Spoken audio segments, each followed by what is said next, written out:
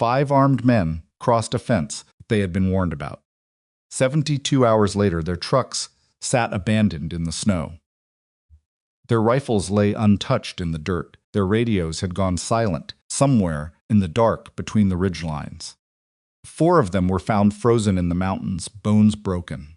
Faces locked in expressions that search teams refused to describe on record. The 5th wasn't found for 3 weeks. The woman who lived on that land? She was sitting in her cabin drinking coffee when the sheriff arrived. Her rifle hadn't been fired. Not once. If you're new here, subscribe right now and hit that bell, because this channel is where stories like this live. Drop your city or country in the comments. I want to see exactly how far this story travels. Now, let's begin. The fence wasn't the kind you could miss. Every 50 yards, a metal sign had been bolted directly through the post, not stapled, not zip-tied, but bolted with a 1/4-inch steel backing plate on the reverse side, so that anyone who tried to pry it loose would need tools and time and a willingness to be obvious about it. Someone had wanted those signs to survive a hard winter, and they had. The text was black, on reflective yellow, private property, no trespassing owner, armed and present. No decorative border, no county seal. Just the words, blunt and final, the way some puts words when they've already said the thing out loud and been ignored. Below the sign on the 8th post from the eastern gate, at a height no casual hiker would ever notice, a small black casing had been screwed flush against the wood. Trail camera. The lens was no bigger than a pencil eraser, and it was angled at 40 degrees downward to capture license plates, not faces. Plates of anything that parked along the dirt access road. There were 14 cameras on the eastern perimeter alone. Mara Voss had positioned each one herself. She knew the placement of every camera, the way she knew the grain of her floorboards, the way she knew which stair creaked and at what exact pressure, the way she could tell from the pitch of wind moving through the aspen grove whether the temperature had dropped below 20 degrees or not. She had lived on this land for 3 years, and she had spent the first 6 months doing nothing but learning it, walking every acre in every kind of light, mapping elevation changes, logging the natural funnels between rock faces, cataloging the spots where sound traveled in odd directions because of cliff geometry, finding the gullies that collected cold air and glazed over with black ice a full week before the open meadow. She had treated the land the way she had once treated operational terrain, in places she was not allowed to name. 3 years, 700 acres, and she had not wasted a single day of it. The Black Ridge Mountains, the Black Ridge occupied the northwest corner of Wyoming in a region that had never quite decided whether it wanted to be wilderness or working land. The valley below held 2 small communities, Dunmore and Kettler's Fork, connected by a county road that was technically paved, but spent 4 months of each year buried under snow that the county plowed when it got around to it, which was not always promptly. The people up here weren't the type who called agencies to solve problems. They solved them themselves, or they let them go, and either way they didn't involve outsiders. It wasn't stubbornness, exactly. It was a particular kind of practicality that formed in people who lived far from help for long enough. Mara had understood that before she signed anything. She had found the listing through a land broker in Cheyenne who described the 700 acres as remote, undeveloped, access challenged. The broker had been surprised when she hadn't flinched at the price, hadn't asked for a survey, hadn't hired a contractor to evaluate the cabin's structure. She'd walked the perimeter once in a single afternoon, asked 2 questions about water rights, and written the check. The broker had shaken her hand and said, "Most people who come up here want some neighbors eventually." Mara had said, "I know." He had waited for more. She hadn't offered any. That was the end of that conversation. The cabin sat on the northwestern slope of the property, 300 yards back from the ridgeline, partially hidden by a stand of old-growth Douglas fir that looked like it had been there since before anyone in Mara's bloodline had set foot on this continent.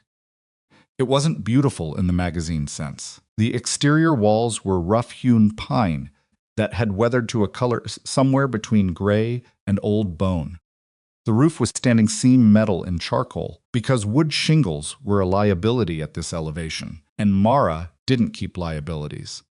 A covered porch wrapped the front and southern side, and she had reinforced the porch columns with lag-bolted steel sleeves invisible from outside, because a porch column is natural cover, and she had spent enough years thinking about cover that she couldn't stop doing it even on her own property. Inside side, the layout was deliberate in ways a civilian wouldn't see. The main living area was open plan, sightlines clear from the kitchen sink to both exterior doors. The windows were standard glass from outside, but polycarbonate laminate on the interior, not bulletproof, not even close, but resistant to casual impact, the kind of thing that bought seconds without advertising its own presence. Furniture sat low and movable. There was no couch she couldn't see over from a prone position on the kitchen floor. The wall between the living area and the bedroom had a layer of steel plate behind the drywall, a 4-day project she'd completed alone the first winter, using a reciprocating saw and a cordless drill and an old military field manual for dimensional reference, and she'd left her hands raw and bleeding twice before it was done. People in Dunmore called her strange. They were not wrong. They just didn't understand what they were looking at when they looked at her, which was precisely the way she preferred it. The poaching had started that first winter, before she'd completed the camera system, before she'd fully mapped the eastern section past the second ridgeline. The first violation she documented was a set of tire tracks in new snow, crossing the fence line through a gap where a post had been knocked sideways, not by wind. The mounting bracket was bent outward in a direction consistent with something rolling it slowly. A truck bumper, she estimated, moving at 5 to 10 miles an hour, casual enough to not bother backing up and taking the gap at an angle. She stood in the gray morning light, looking at the downed post for a while, reading what it told her. She repaired the fence, reset the sign, bolted the backing plate tighter, and installed 2 new cameras at that specific gap, one at plate height, one elevated for facial capture. The following week, the gap was open again. She documented it, repaired it, and called the county sheriff's department. The deputy who answered was polite and direct. 4-person office, 2,200 square miles, not much they could do without plates or names. She gave him 4 plate numbers. He said he'd look into it. Nothing happened for 2 weeks. Then a patrol truck drove past her gate without stopping, and she assumed that was the look into it. She filed a second report, more detailed than the first. Timestamps, GPS coordinates for each incident location, photographs printed on standard paper with date and time labels in the margins, and a 1-page summary she'd formatted the way she'd learned to format incident reports in the field: objective, sequential, no editorializing. The deputy who called back sounded genuinely startled. "Ma'am, this is thorough work. I know. What are you going to do with it?" A pause. "I'll reach out to one of the registered owners and have a conversation." Has he had conversations before? I can't speak to prior contact. "All right," she said. "Thank you." She hung up. 2 days later, a truck drove slowly past her gate. She recognized the profile from camera footage, Colt Rayner's rig, and someone leaned from the passenger window and tied a strip of orange surveyor's tape to her gate post. It was almost nothing. It was never nothing. She put it in a sealed bag and added it to her file. Colt Rayner was 39 years old and had been hunting these mountains since he could carry a rifle. He wore that fact the way some men wear rank, not as a simple fact about themselves, but as a credential that settled conversations before they got started. He was built broad and heavy through the shoulders, with the kind of density that came from outdoor work across many years. And he had a face that defaulted to an expression somewhere between boredom and mild contempt that he probably wasn't aware of anymore. He ran a small excavation business in Kettler's Fork and spent his off-seasons doing the 2 things he cared about most: hunting and ensuring the people around him understood the correct hierarchy of things. His regular crew in the field were 4 men: Darren Phipps, who was 51 and had a loud laugh and almost no opinions of his own; Owen Mackey, who was quiet and capable, and the one Mara's cameras showed was most careful about not leaving tracks, which told her he'd thought about being followed before; Teddy Rush, heavyset and loud, who left the most trash and seemed to take a particular satisfaction in it; and then Bryce Colt's cousin, early 20s, who watched Colt the way young men watch older men they're trying to figure out how to become. They had been crossing this land for years, before Mara bought it. The previous owner was a timber company out of Boise that maintained the land as an investment asset and sent no one to check on it between quarterly aerial surveys. Colt and his men had camped in the high meadow below the northern ridgeline, taken elk and mule deer without permits, left their camps without cleaning them, and considered the land theirs in the way people consider things theirs when no one has ever once pushed back. When the new signs appeared, Colt drove out to look at them. He read one sign all the way through, knocked it sideways with his bumper, kept driving. He told the others about the new owner that weekend. Woman, out of state, bought the place alone. No partner, no crew helping her move in, nothing. He paused in that particular way he had, letting the words settle. She'll figure out how things work up here. Darren laughed. Owen nodded once. Teddy cracked a beer. Bryce laughed a beat after Darren, watching to make sure he'd timed it right. Not one of them asked what kind of woman buys 700 mountain acres alone and doesn't bring anyone with her. Mara watched them on the monitor from her cabin. On their first formal crossing, 4 trucks in loose convoy. No attempt to slow down or reduce noise. Headlights fully on in the mid-morning. She noted the time. Pulled stills from the cameras. Noted the cargo visible in the truck beds, rifle cases in hard plastic, cooler folded orange vests, tucked under a tarp rather than worn. The orange was notable. Legal hunters wore orange. People who folded it away were thinking about not being seen by wardens while still having deniability if stopped. She logged everything and said nothing. By November, she had 22 documented incidents. By mid-December, 38. She had filed 3 formal reports with the sheriff's department and received 3 callbacks that amounted to the same information. Limited resources, no direct enforcement present. The complaint was on file. She had sent certified letter to the county attorney's office outlining the pattern of violations and requesting written confirmation that the reports had been received.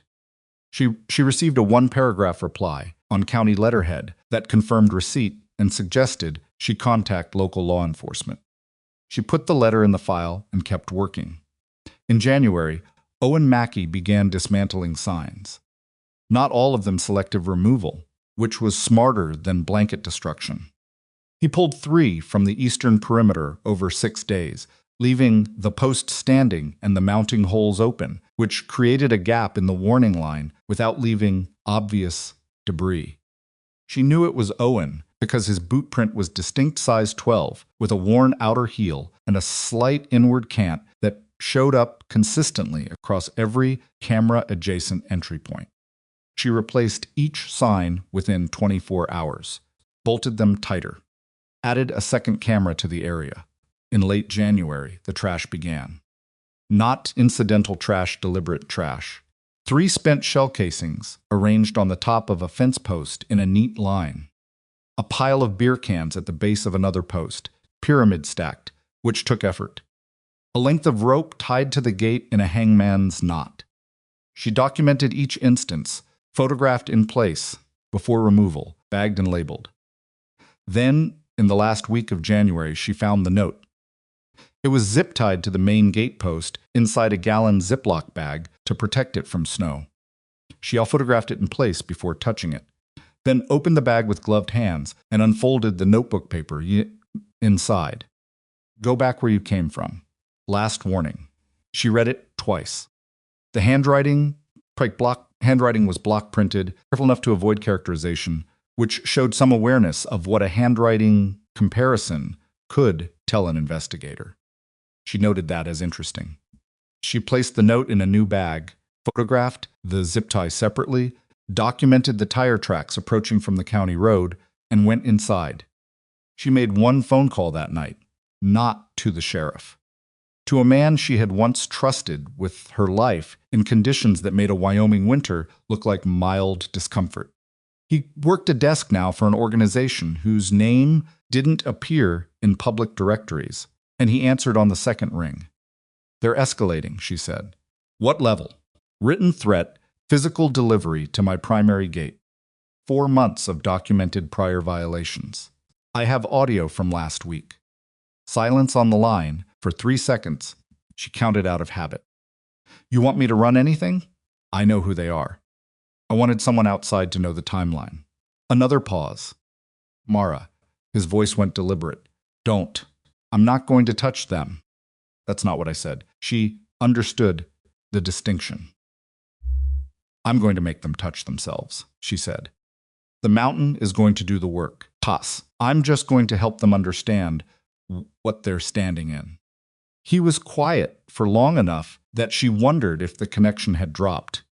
"Then, document everything before you do anything." "I have 47 items in the file." "Jesus." "I know." She hung up and stood at the kitchen window for a while, looking at the dark tree line 300 yards away. February brought cold that was serious even by Blackridge standards. Overnight lows and down to -14, wind chill pushing it further, the kind of cold that killed the unprepared and merely inconvenienced people who had learned to work inside it. Mara ran the perimeter every third day, in full kit thermal base layer, windproof shell, boot gaiters, carrying a field notebook and a camera with a 200mm lens, and moving at a pace that was neither leisurely nor aggressive. She was learning the winter version of her land, because the land behaved differently in winter, and she needed to know exactly how. She paid particular attention to the high meadow below the northern ridgeline, which was the men's primary staging area, based on months of camera data. She measured the meadow's dimensions by pacing.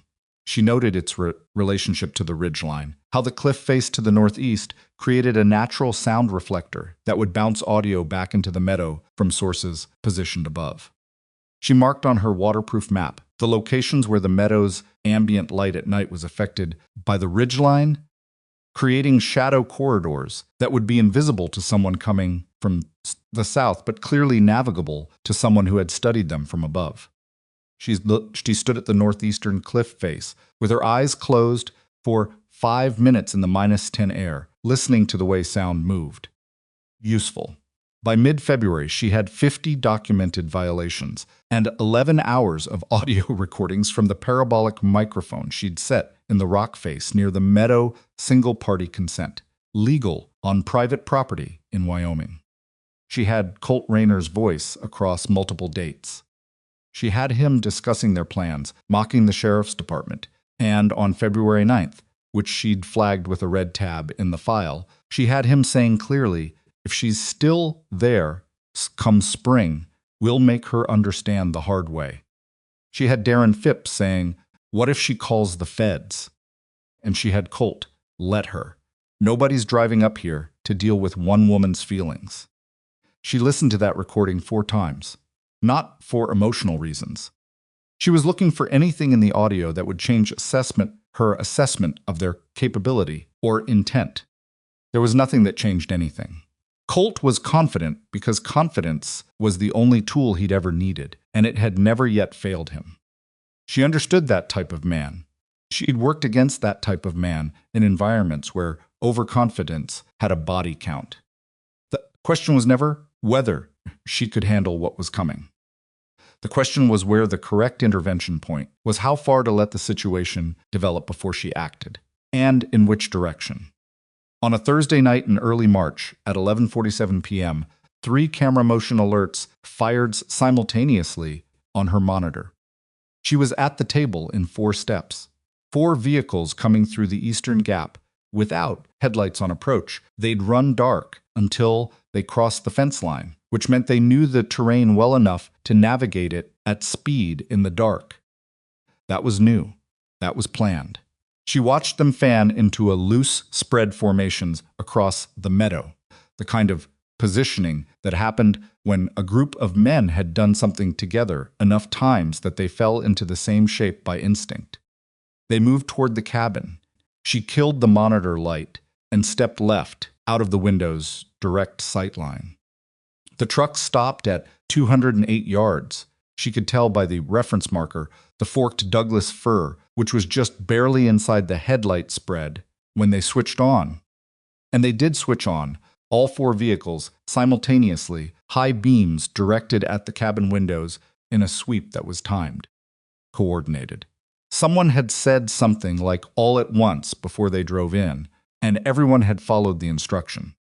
The polycarbonate held. The light scattered enough that the interior didn't turn noon bright, but it filled the space with a pale wash that made shadows move in odd ways. She stood against the interior wall, with her back flat and her breathing slow and even. Outside, Colt's voice over the engine noise. Hey, hey, come outside. We know you're in there. She didn't move. A crash from the south the shed. She identified it by directional sound, 30 feet, maybe 35, the splintering register of older pine taking a hard impact. Then laughter. Loose, alcohol-edged, the laughter of men who'd convinced each other nothing could interrupt them. Come out and talk. Colt again. Calmer now, which was somehow worse than the shouting. Just a conversation. Darren Phipps, she already ran. Colt flat, she didn't run. A few seconds of silence. Then a metallic impact on the south wall of the cabin, the propane exchanger. She placed it precisely, still mounted from the feel of the sound, but dented.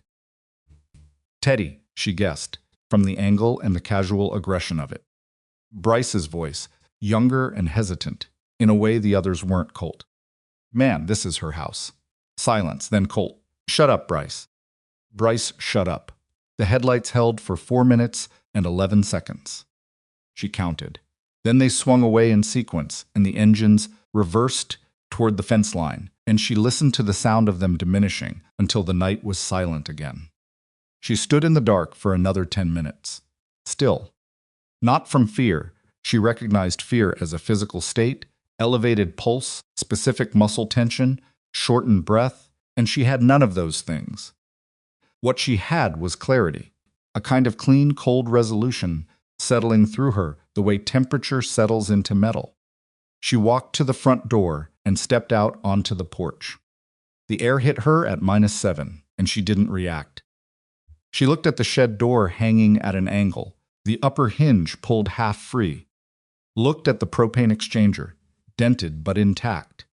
Looked at the tire tracks, cutting dark lines through the crusted snow all the way to the eastern gap, 4 sets of them, confident and careless. She stood there for a while. Then she went inside, pulled back the rug at the center of the living room floor, found the recessed pull at the floorboard seam, and lifted the panel. The case underneath was matte black, aluminum-framed, military specification. Waterproof sealed, foam-lined interior, 6-digit combination lock. She entered the number, not a birthday, not a date, a grid coordinate from a place she had never spoken about, allowed to anyone outside a classified setting, and the lid released.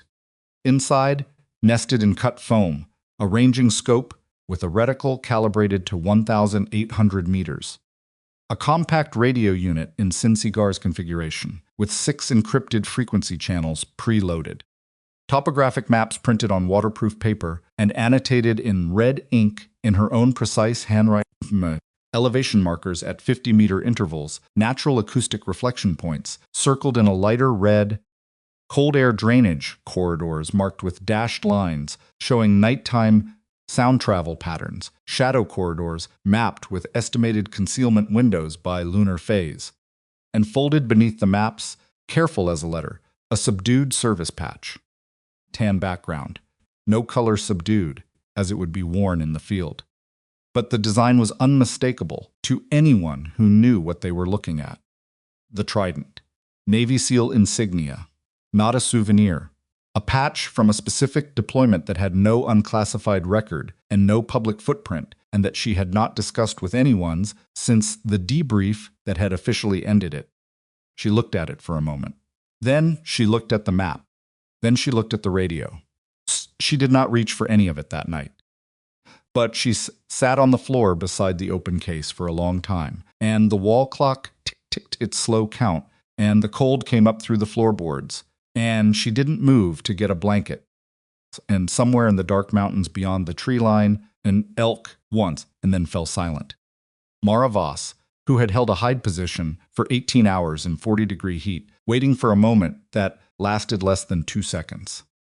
Who had brought 4 people out of a collapse zone under fire when the number going in had been 6.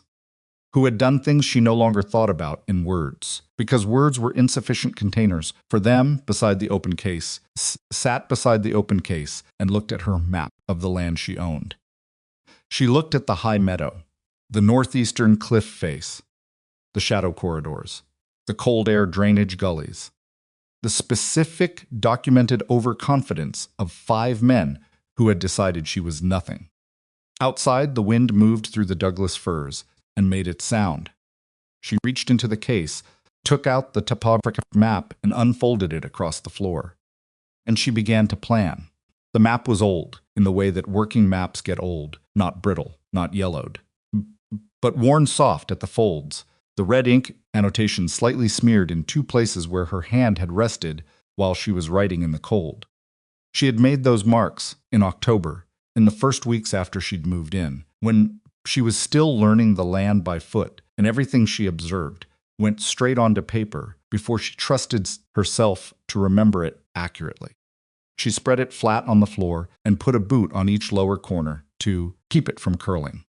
The high meadow sat in the center of the eastern section roughly kidney-shaped, about 400 meters at its longest axis. The northeastern cliff face rose at the meadow's upper edge, a granite shelf that jumped 60 feet in under 20 horizontal meters, which created the acoustic effect she'd noted in February. Sound projected from the base of that cliff, carried back into the meadow in a way that made directionality nearly impossible to determine for someone standing at the meadow's southern end. She'd tested it herself, alone, in February, stood at the southern tree line and listened to a recording she'd played through a small speaker positioned at the cliff base. And she had not been able to place the source within 60 meters of its actual location. That was one thing. She traced the cold air drainage corridor with her finger, the gully that ran northeast to southwest along the meadow's western edge, funneling air down from the upper ridgeline after midnight, when the temperature differential between the ridge and valley floor became significant. Cold air moved like water. It followed terrain. It pooled in low points and ran along natural channels, and it moved sound with it in ways that felt, to someone standing in the dark without instruments, almost supernatural. A sound produced at the ridge would arrive at the meadow floor a full second and a half later than the eye would expect, and from a direction the ear could not confirm. She circled the gully's lower end in red and wrote a time notation beside it, post 2000, 300 most effective. She worked for 2 hours, not planning an attack, not planning any kind of direct contact. She was building a terrain assessment, the kind of document she had produced dozens of times in preparation for operations, where the environment itself was the primary asset, where the objective was not to defeat an opponent through force, but to make the environment do it for you. She had learned this in training and refined it in the field, until it was as natural as reading a clock. The men were comfortable in these mountains. That was the vulnerability. Comfort bred assumptions, and assumptions in terrain, this unforgiving, were a specific kind of dangerous. She was going to give those assumptions something to break against. By the time she folded the map and replaced it in the case, it was past 2 in the morning. She relocked the case, replaced the floorboard panel, put the rug back, and stood up. Her knees ached from the cold floor, and she didn't ignore that the way she might have 10 years ago. She acknowledged it and moved. She checked the camera feeds. before bed. The eastern gap was quiet. Tire tracks in the snow, no new movement. She slept for 5 hours and woke before first light, which was her normal. 3 days after the midnight confrontation at her cabin, Mara drove into Dunmore. She went once a month, more or less, to the feed store for supplies and occasionally to the diner on Main Street for coffee. She didn't actually need, but drank because sitting in a public space every few weeks was part of maintaining the appearance of normal civilian life. She was aware of how she read to people in town. She knew the word they used was strange, and she'd heard the more specific version of it once from a woman in the feed store parking lot who hadn't seen her standing on the far side of a truck bed. That woman up on the Blackridge land, the one who came from somewhere and doesn't talk to anyone, and I don't think she even has a phone number anybody can find. Mara had registered that without surprise. She had spent a career making herself difficult to locate.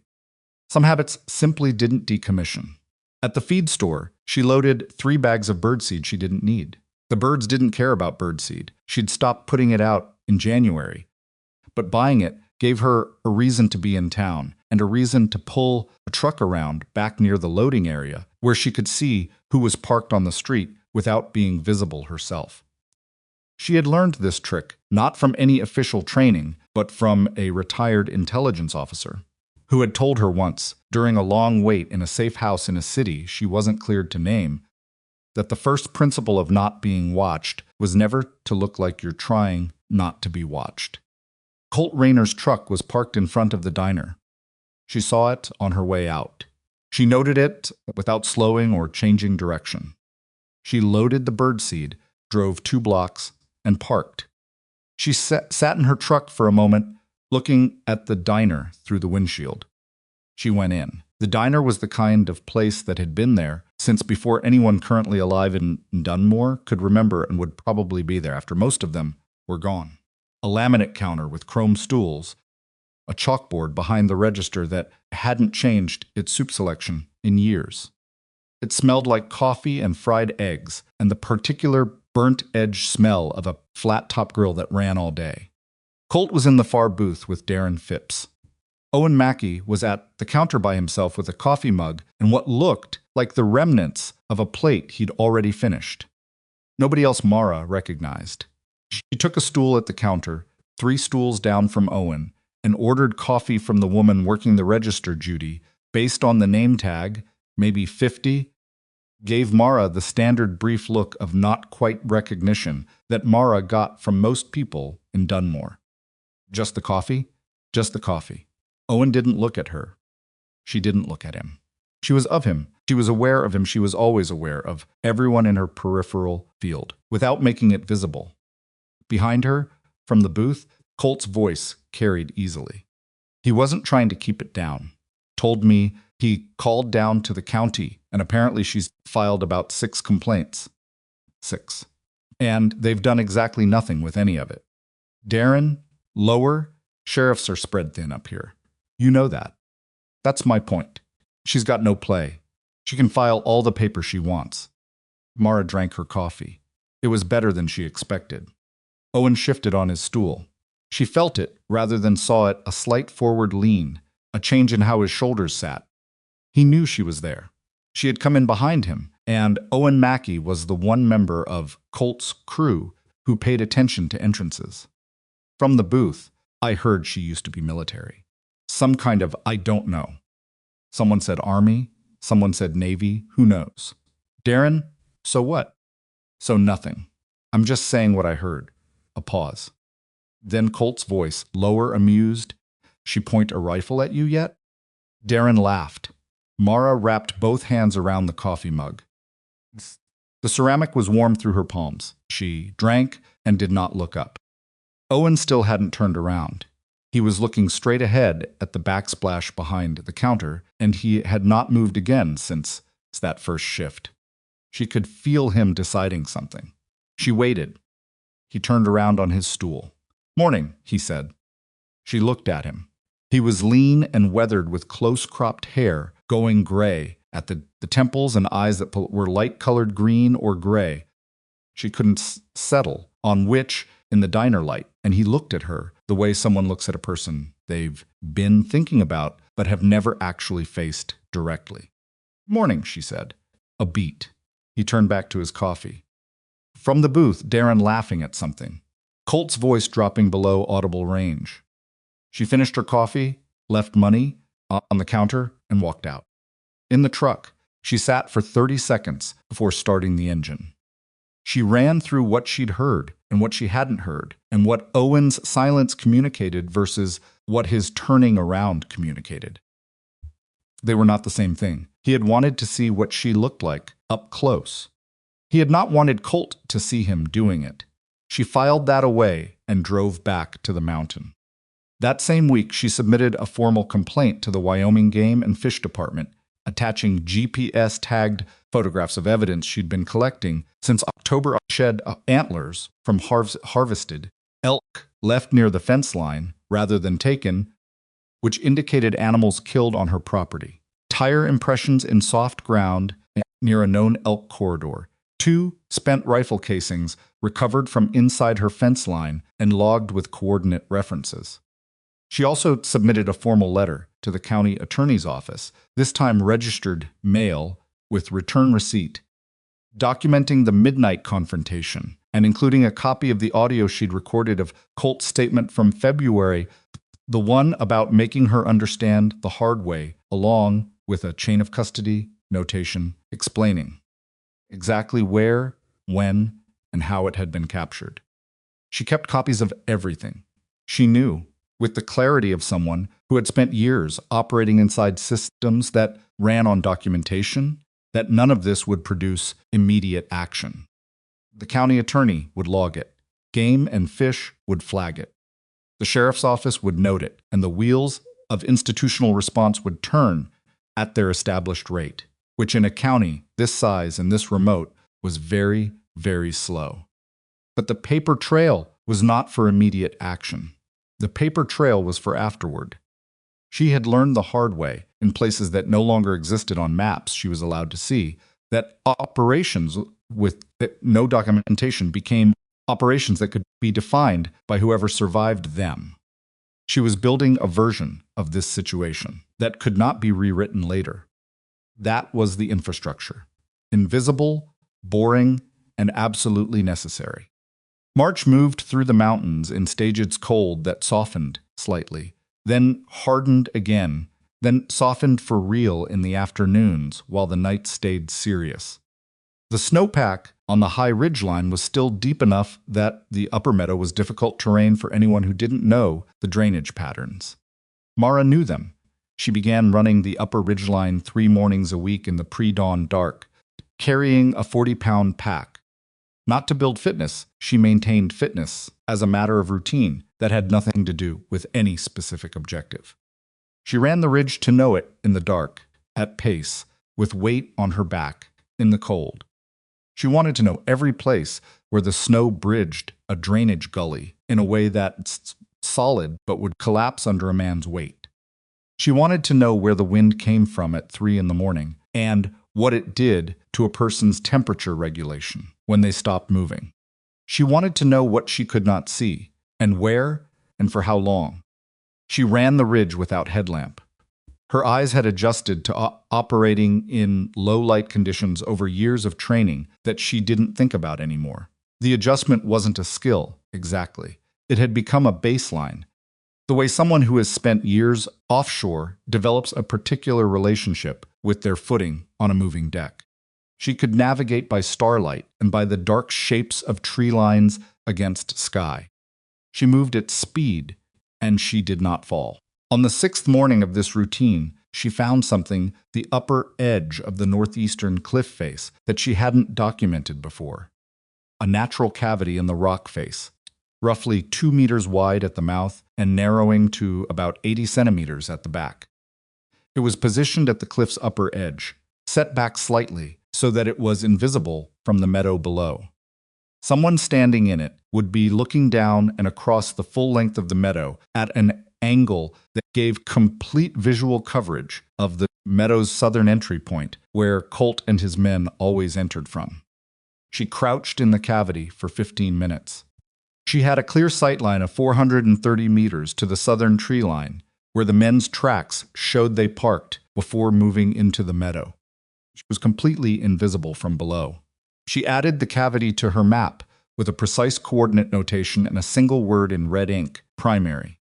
In the second week of March, Colt Rayner made a decision that told her the situation had changed in a way she hadn't anticipated. He filed a complaint with the county.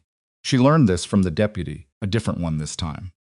A woman named Carla Reeves, who sounded tired in the resigned way of someone who had been tired for long enough that it had become her permanent baseline, who called to inform her that a complaint had been received, alleging that Mara had tampered with vehicles parked on the county road outside her property. The complaint alleged that she had placed a puncturing object on the access road shoulder on or around March 8th. Mara was quiet for a moment. "I haven't tampered with anyone's vehicle," she said. "I'm just passing along the complaint was filed." Do you have documentation of vehicle damage?" The complaint includes a photograph of a flat tire. "A flat tire that occurred on the county road." "Yes." "Which is not my property." "That's correct. The county road is county jurisdiction." "Did anyone see me place anything on the road?" A pause. "The complaint doesn't reference a witness." "All right," Mara said. "I'm going to note this call in my file as of today's date and time." "What's your name?" the deputy told her. Mara wrote it down. "Thank you," Mara said, and hung up.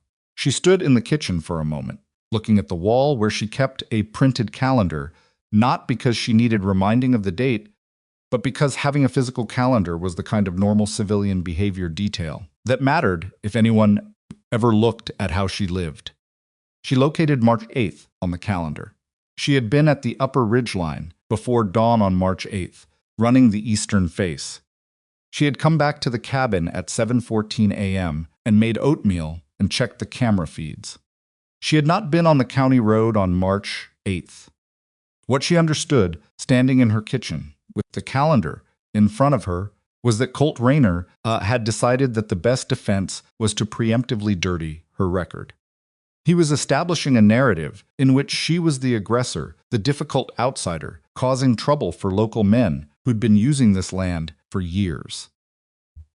If the county received complaints from both of them, the situation would dispute between neighbors rather than a documented pattern of harassment with a single victim.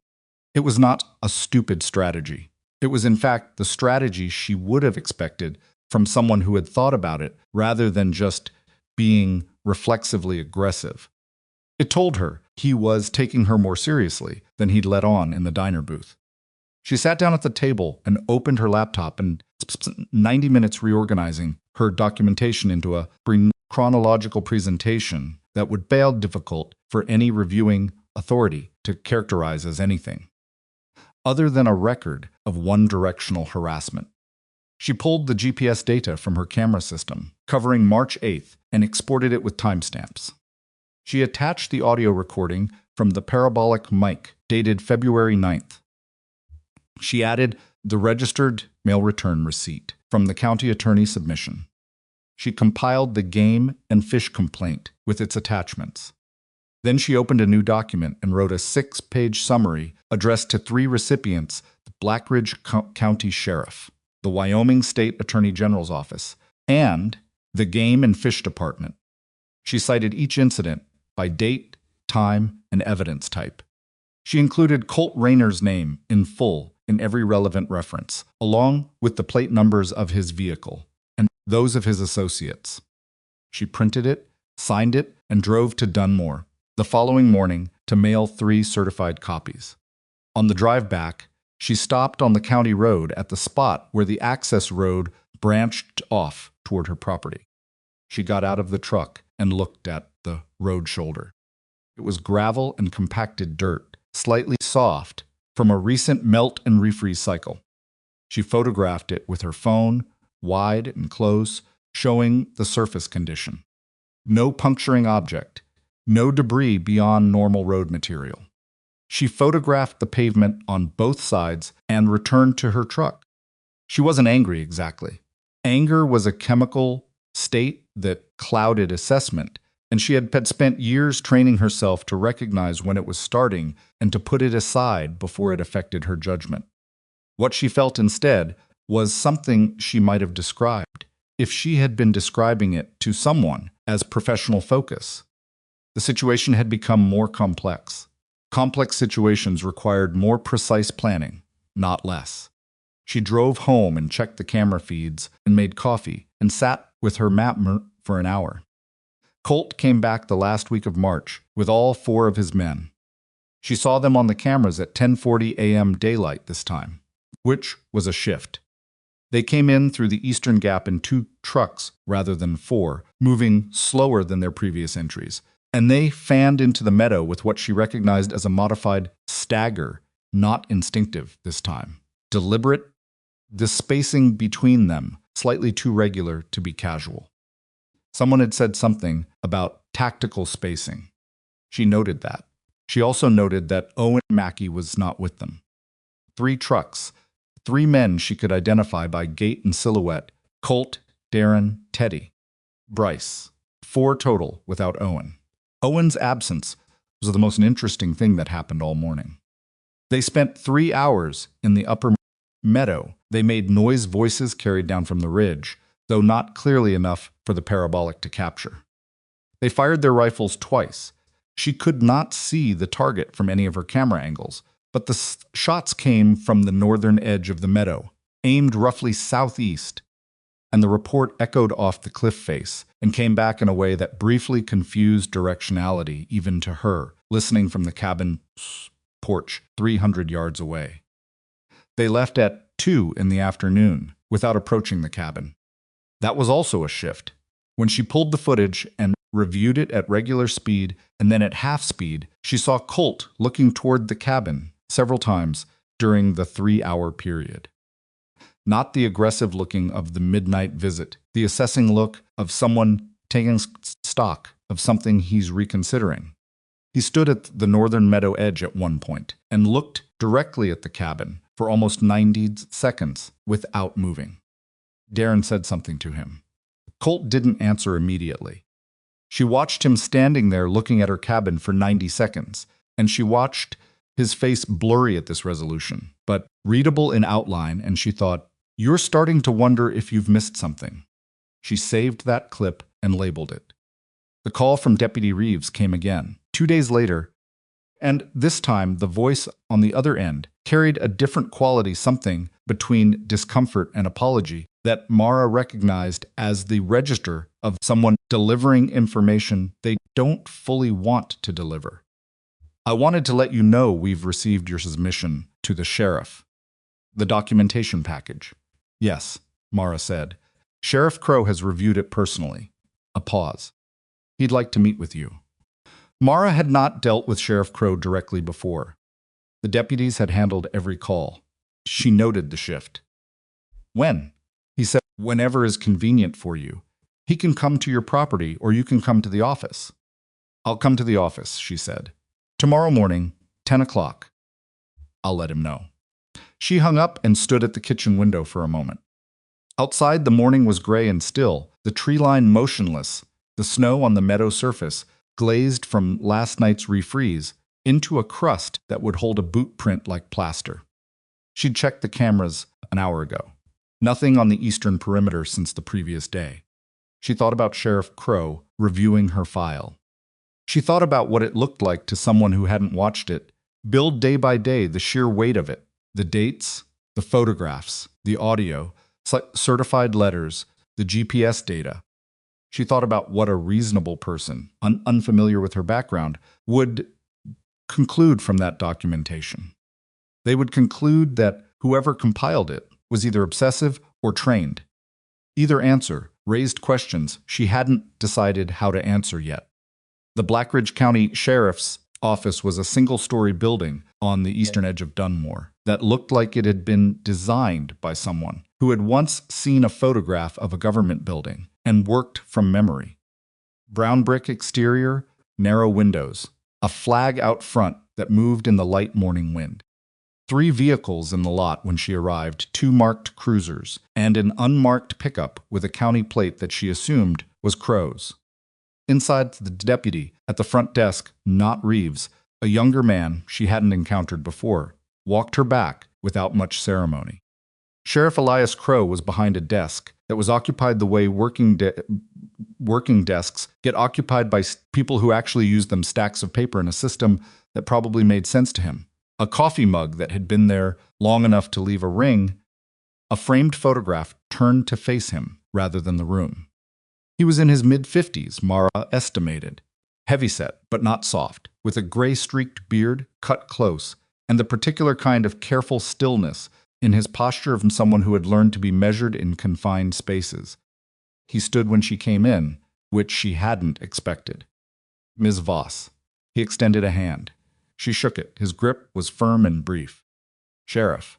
He gestured to the chair across the desk. She sat. He sat. He had a printed copy of her documentation package on the desk. She noted printed and hole punched, with tab dividers that he had added himself. She counted at least 6 tabs from where she was sitting.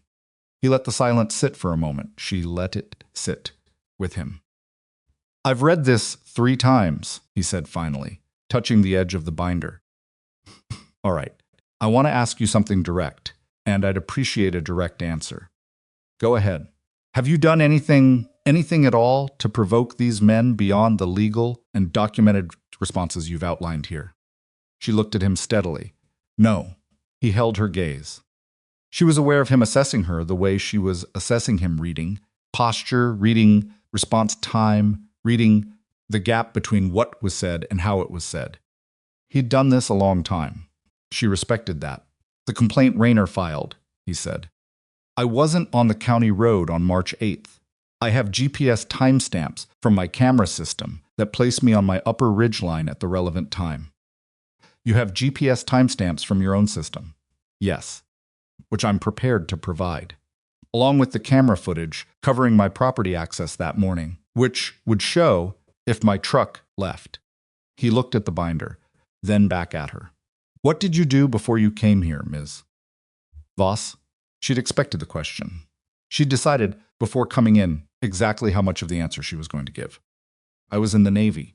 Doing what? Specialized work. He waited.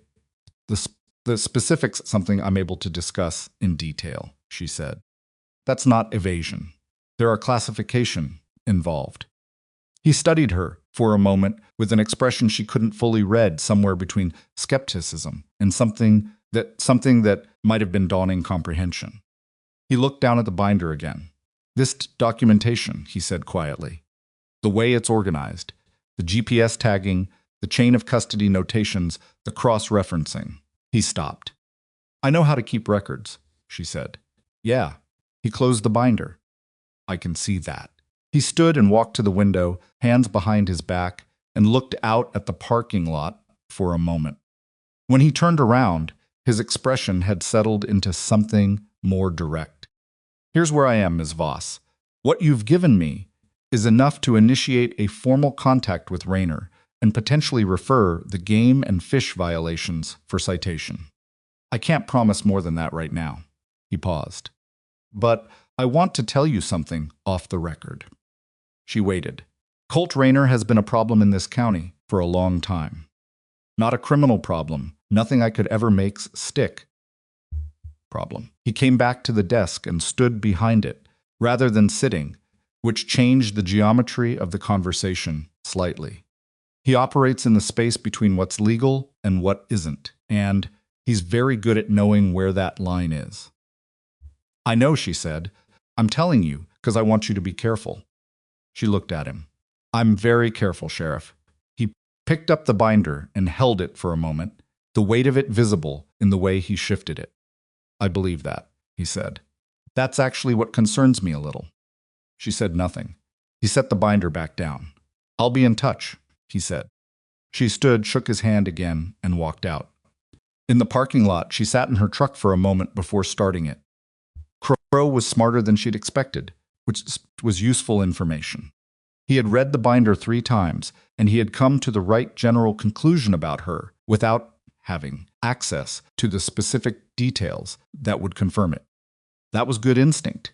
It was also a complication, Because good instinct in a law enforcement officer in proximity to whatever she was about to do was a variable she needed to account for. She drove back up the mountain in the mid-morning light, and when she turned onto the access road and passed her gate with its warning signs still mounted, still legible, still there, she felt the particular quality of stillness that came to her only when a decision had been made, and there was nothing left to do but move through it.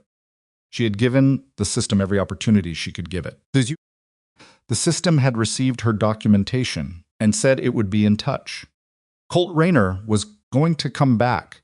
She knew that the way she knew the sound of the elk and the temperature change in the aspens and the exact weight of the case beneath her floorboards. He was going to come back because men like Colt Rayner did not stop because they were asked nicely or because someone filed paperwork. They stopped when the cost became real. She parked outside the cabin and sat for a moment looking at the mountains. Then she went inside, moved the rug, and opened the case. This time, she took the radio out.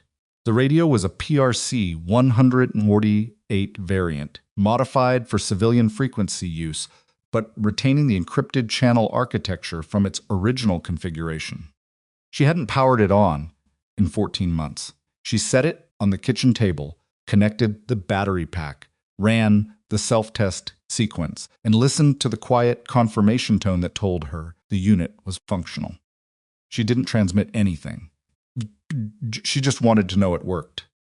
She set it beside the topographic map and stood there looking at both of them for a long moment, and then she made coffee and sat down and began writing a list, not on her laptop, on paper, the way she'd been trained to plan things that needed to stay inside her own head until they were done.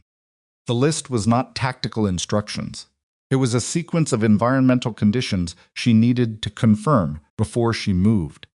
Weather window, lunar phase, temperature differential between ridge and meadow floor after midnight, wind pattern on the northeastern face.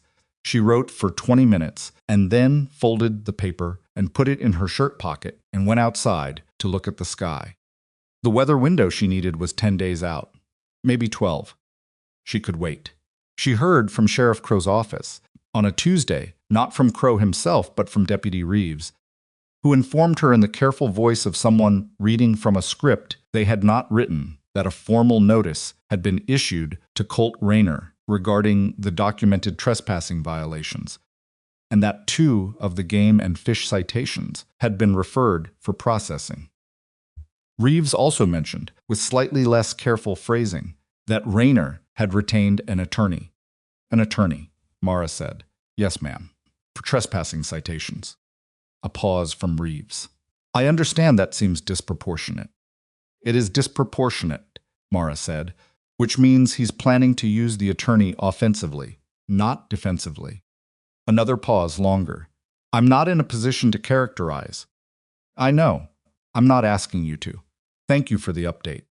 She hung up and thought about that for a while. An attorney meant Colt was treating this as an informal territorial dispute that would resolve itself through escalating pressure. An attorney meant he was preparing to contest, which meant he was preparing to make the cost of opposing him high enough that she would decide the land wasn't worth it. This was not a new strategy. It was the same strategy, translated into a different language, the language of legal fees and counterfilings and the grinding administrative weight of prolonged dispute, which wore down private individuals with limited resources in ways that physical intimidation couldn't. What Colt's attorney did not know, and what Colt himself could not have known, was that Mara had no legal costs. She had a contact at a firm in Cheyenne who owed her a favor of a type that didn't have a dollar value, and who had told her 3 years ago, when she'd bought the land, that if she ever needed anything handled, she should call. She hadn't called yet.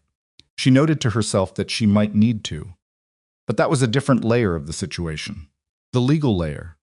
She was also operating professionally. She was also operating on a different layer entirely, one that had nothing to do with attorneys or county filings, and the 2 layers needed to stay separate in her thinking, or they would contaminate each other. She went back inside and checked the weather forecast on her laptop.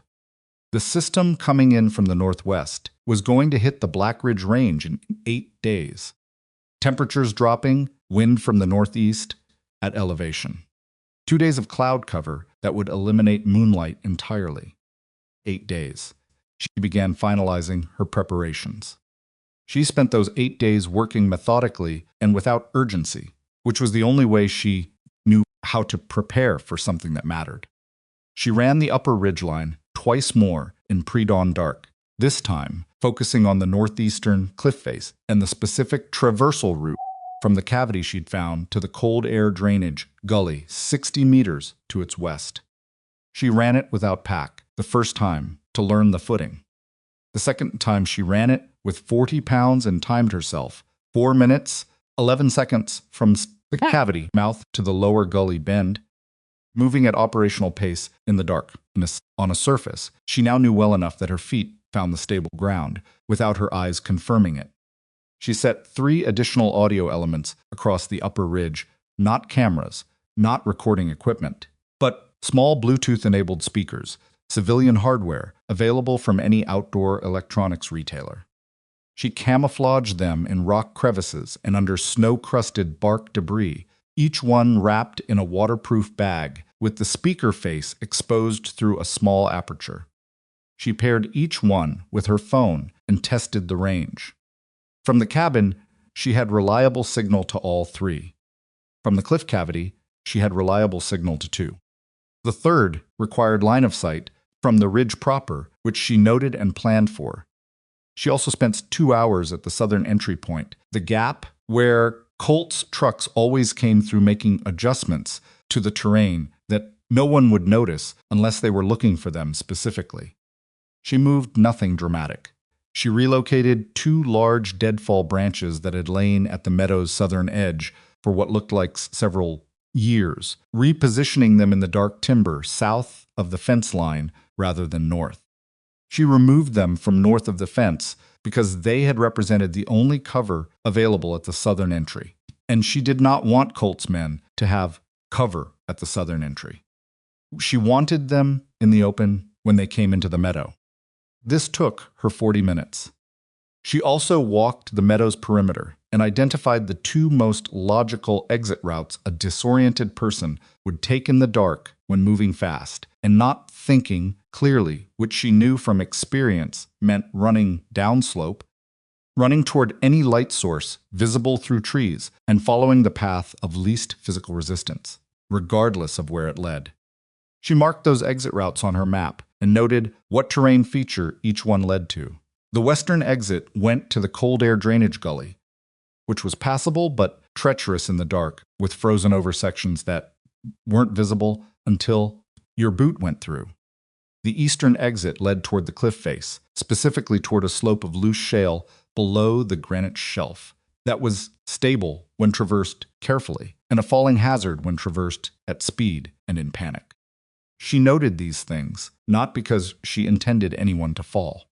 She noted them because she needed to know what the terrain would do to people who ran through it in the dark, so that she could accurately predict where they would end up and whether she needed to account for their positions in her own movement plan.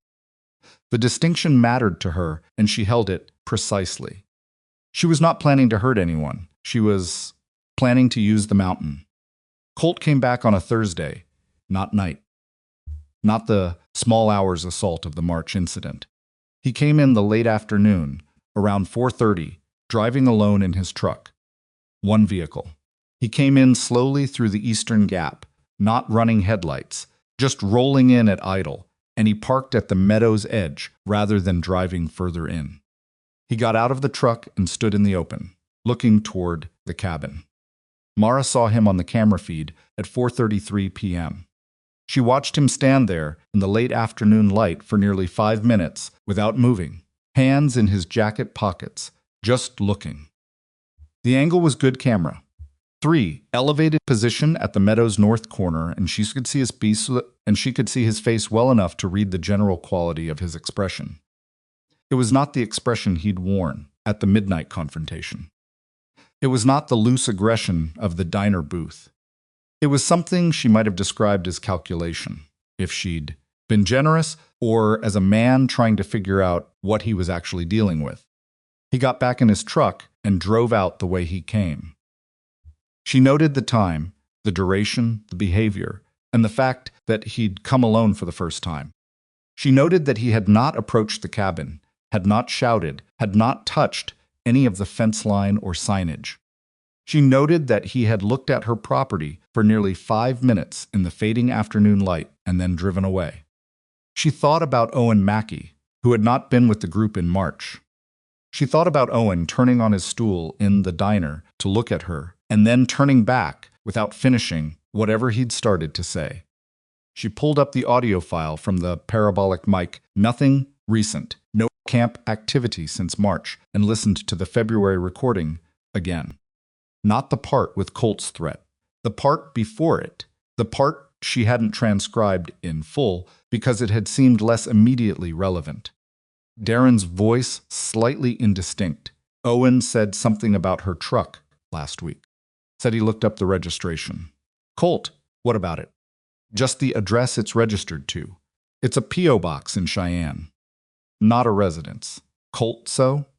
So most people register their truck to where they live. She doesn't have a residential address on record. Not here, not anywhere Owen could find. A pause. Then Colt. Some people are private. Yeah, but Darren stopping himself. Owen said it's like she doesn't exist before about 4 years ago. Online, I mean. No social media, no news, nothing. Colt, you and Owen need to stop trying to find things to worry about. She stopped the playback. Owen had run her name. Owen had run her name, had found nothing, and the nothing had worried him enough that he'd mentioned it to Darren. And Darren had mentioned it to Colt. And Colt had dismissed it because Colt's picture of the situation had no room for a version of her that was more than what she appeared to be. And Owen wasn't coming back. That told her everything she needed to know about Owen Mackey. The weather hit on a Wednesday, exactly 8 days after she'd identified the window. Temperature dropped 14 degrees overnight. Cloud cover moved in from the northwest and compressed the sky down to something close and dark that eliminated the last third of the afternoon's light and turned the mountainside into a gray wall by 5 p.m. Wind from the northeast at the upper ridge, she could feel it from the cabin porch as a directional pressure against the left side of her face. She went to bed at 9 and set no X9 and set no alarm because she didn't need one. She woke at 1:15 a.m. in the complete dark and lay still for 30 seconds, orienting to the wind sound and the temperature creak of the cabin frame. And then she got up. She did not turn on any lights. She dressed in layers in the dark, moisture-wicking base, insulating mid-layer, wind shell on top, in a color that would read as shadow against the rock face. Gaiters over her boots. Gloves that left her index fingers free, which she might not need but couldn't predict. She put the radio in her left chest pocket and her phone loaded with the Bluetooth speaker controls in the right. She pulled a balaclava over her face, leaving only her eyes exposed, and put a low-profile watch cap over it. She stood in the middle of the cabin for a moment in the dark. Then she went to the door, opened it without the porch light, and stepped outside. The cold hit at -11, she estimated. Real cold. The kind that dried the inside of your nose with the first breath and made your eyes water on the second. She stood on the porch and let her vision adjust fully 2 minutes, which was the correct time, not the 30 seconds people usually gave themselves, and then wondered why they couldn't see. The tree line was a darker dark against the sky. The meadow beyond was a pale gray expanse where the snow's surface picked up whatever ambient light existed, which was not much. She could see the outline of the ridgeline. She could see the silhouette of the forked Douglas fir at 200 yards. She had not heard Colt's trucks. She was not going out because Colt was already there.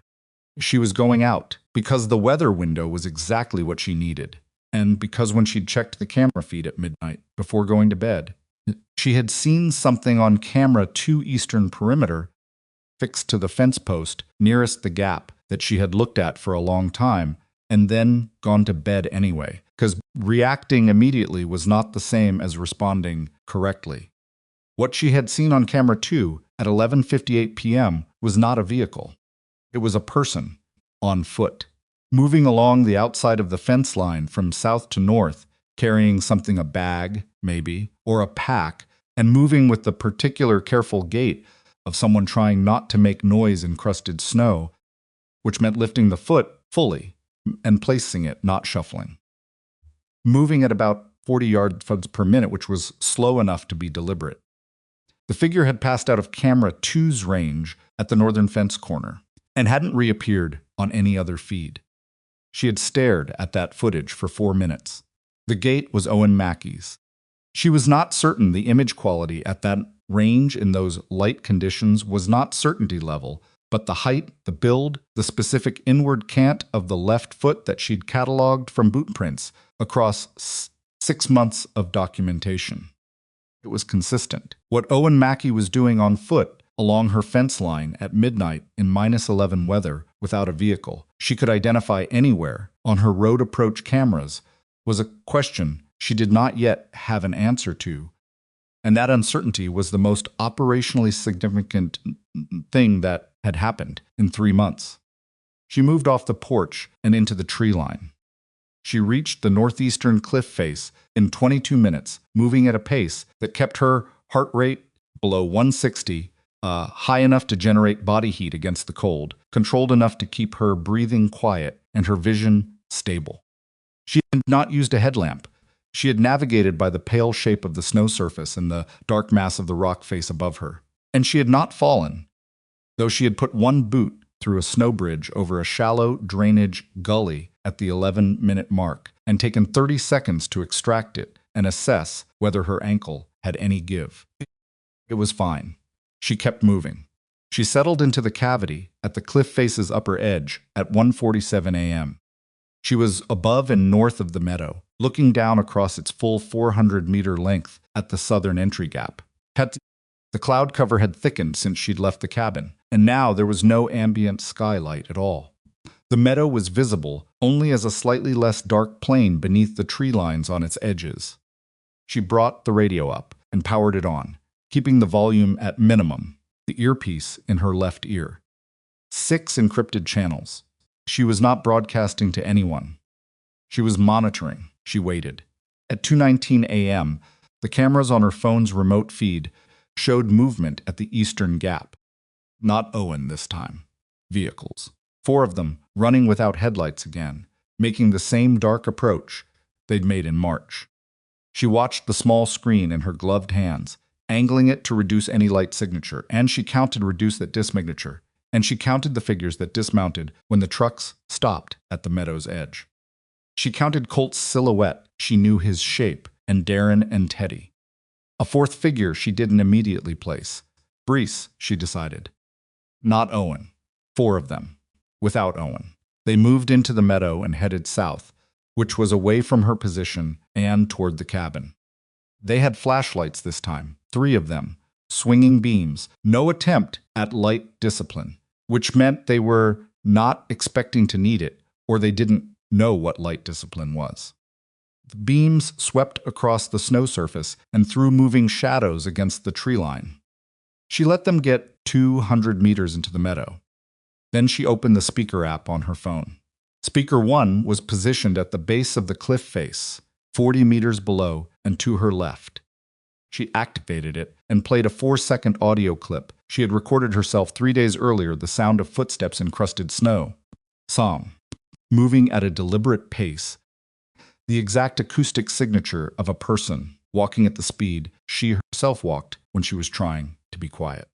She had recorded it by walking across a frozen section of the meadow with her phone held at boot height, then cleaned the recording and trimmed it to a loop. 4 seconds. Then silence. The flashlight beams in the meadow stopped moving. She counted to 12. The hell was that? Darren's voice, carrying across the meadow in the cold, still air with startling clarity. Cold air carried, sound like wire. Quiet. Colt. She waited 20 seconds. Then she activated speaker 2, positioned in the rock debris at the base of the western tree line, 90 meters from speaker 1, and played a different clip. This one she had sourced from the 11 hours of parabolic recordings she'd made across the past months, a section where the wind had produced a specific harmonic in the cliff face, a low, directional sound that she'd noticed at the time and flagged because it didn't sound like wind. It sounded stripped of its context and played in isolation in the dark, like something breathing. She played it for 6 seconds. Colt. Bryce's voice now. "Hi, Colt, that's," I said quiet. She could hear the change in Colt's voice. Not fear yet. Colt wasn't at fear yet. But the command in his tone had a tightness it hadn't had a moment ago, the tightness of a man managing his own response while managing other people's. And that was different from the loose authority of someone who wasn't thinking about it. She waited 40 seconds, long enough for the men's eyes to start playing games with the dark. Then she moved. She left the cliff cavity and traversed west up a ridge, along the upper, following the route she'd twice in preparation, moving at operational pace on the frozen rock. She was above them and behind them, completely outside their visual field, and she moved with the particular economy of motion that eliminated extraneous sound, no heel strike, weight rolling through the foot, arms low and controlled. She reached the upper end of the cold air drainage gully in 3 minutes and 40 seconds. The gully funneled down the western edge of the meadow. She crouched at its upper mouth and looked down. The flashlight beams were moving again, but differently tight, closer together, the way flashlight beams moved when the people holding them had decided without discussion to reduce the space between themselves. They had moved back toward the center of the meadow. She could hear voices, but not words. She activated speaker 3 from her position, the one that required line of sight from the ridge, and played the footstep recording again. This time at twice the volume she'd used the first time. Speaker 3 was positioned on the eastern side of the meadow's upper edge, which meant the sound appeared to come from a completely different direction than the first 2 playbacks. The effect in the meadow was immediate and visible. The 3 flashlight beams swept in 3 different directions simultaneously. She heard Colt's voice, sharp, north, check north. And she heard the boots on snow fast boots, not the careful placement of people moving deliberately, but the compressed, urgent sound of men moving quickly in a direction they'd been told to check. And in that sound was the beginning of something she recognized. Loss of composure. It didn't happen all at once. It was a process, and she had seen it before in conditions where it mattered more than it mattered here, and she knew what it looked like in its early stages and in its later stages, and at the precise point where it became irreversible. The early stage looked like this: men who trusted their own experience and judgment suddenly occupying an environment that wasn't giving them what they expected. The cognitive friction of that reality, failing to conform to assumption-consumed processing capacity they were using for other things, like threat assessment and spatial orientation, and the basic, essential task of knowing where they were relative to where they'd been. She moved down the gully. She kept low, using the gully's near wall for cover, and she came down the western edge of the meadow in under 4 minutes, silent on the frozen surface, staying in the shadow corridor she'd mapped in February. She reached the lower bend of the gully 50 meters from the southern tree line, which put her 30 meters west of where the trucks were parked and 80 meters south of Colt's current position in the meadow. And she stopped. She was in the dark. She was completely still. She was 30 meters from Colt Rayner's truck. She could hear him in the meadow behind her. Voice tight, Darren. Darren, where are you? Darren, further away than expected. I'm here. I went north, like you said. Come back in now. She activated speaker 1 again. Footsteps. 4 seconds. Coming from the cliff face direction, which was now behind Colt and to his east. She heard him turn. She could hear the pivot in the snow, the specific sound of a boot rotating on a hard-crusted surface, a brief compression and release. Then Teddy's voice, from somewhere, she couldn't place precisely. Something's up there. Something's up on the ridge, I can hear it. It's wind, Colt said. But the certainty was thinner now. She could hear it. That's not wind, Teddy. Colt, I'm telling you, I can hear something moving up there. I can hear it. She waited. She gave it 15 seconds of complete silence. There's no speaker activation. Nothing from her. The mountain, just sitting there in the dark, being a mountain. 15 seconds of silence after a series of sounds was worse than more sounds. Silence meant whatever was out there was choosing not to announce itself, which was a different thing entirely. She heard Bryce first. He didn't say anything. She heard boots on snow at speed, moving south toward the trucks. Just running. Not a word of explanation, just the sound of a man who had made a private calculation and acted on it without waiting for permission. Bryce, Colt's voice hard. Bryce, get back here. No response. The running sound continued, and then she heard a truck door, the distinctive heavy sound of Colt's model. She'd cataloged it months ago, and an engine turning over. Are you kidding me? Darren's voice. He sounded more incredulous than afraid, but she could hear the fear under the incredulity, the way cold is still there under a coat. She activated speaker 2. The breathing sound. 6 seconds. From the western tree line, which was currently the direction Darren was facing. Darren said something. She didn't catch completely 2 words, one of them a profanity, and then he was moving. Not running yet. Walking fast. The sound of someone trying to maintain dignity while abandoning a position.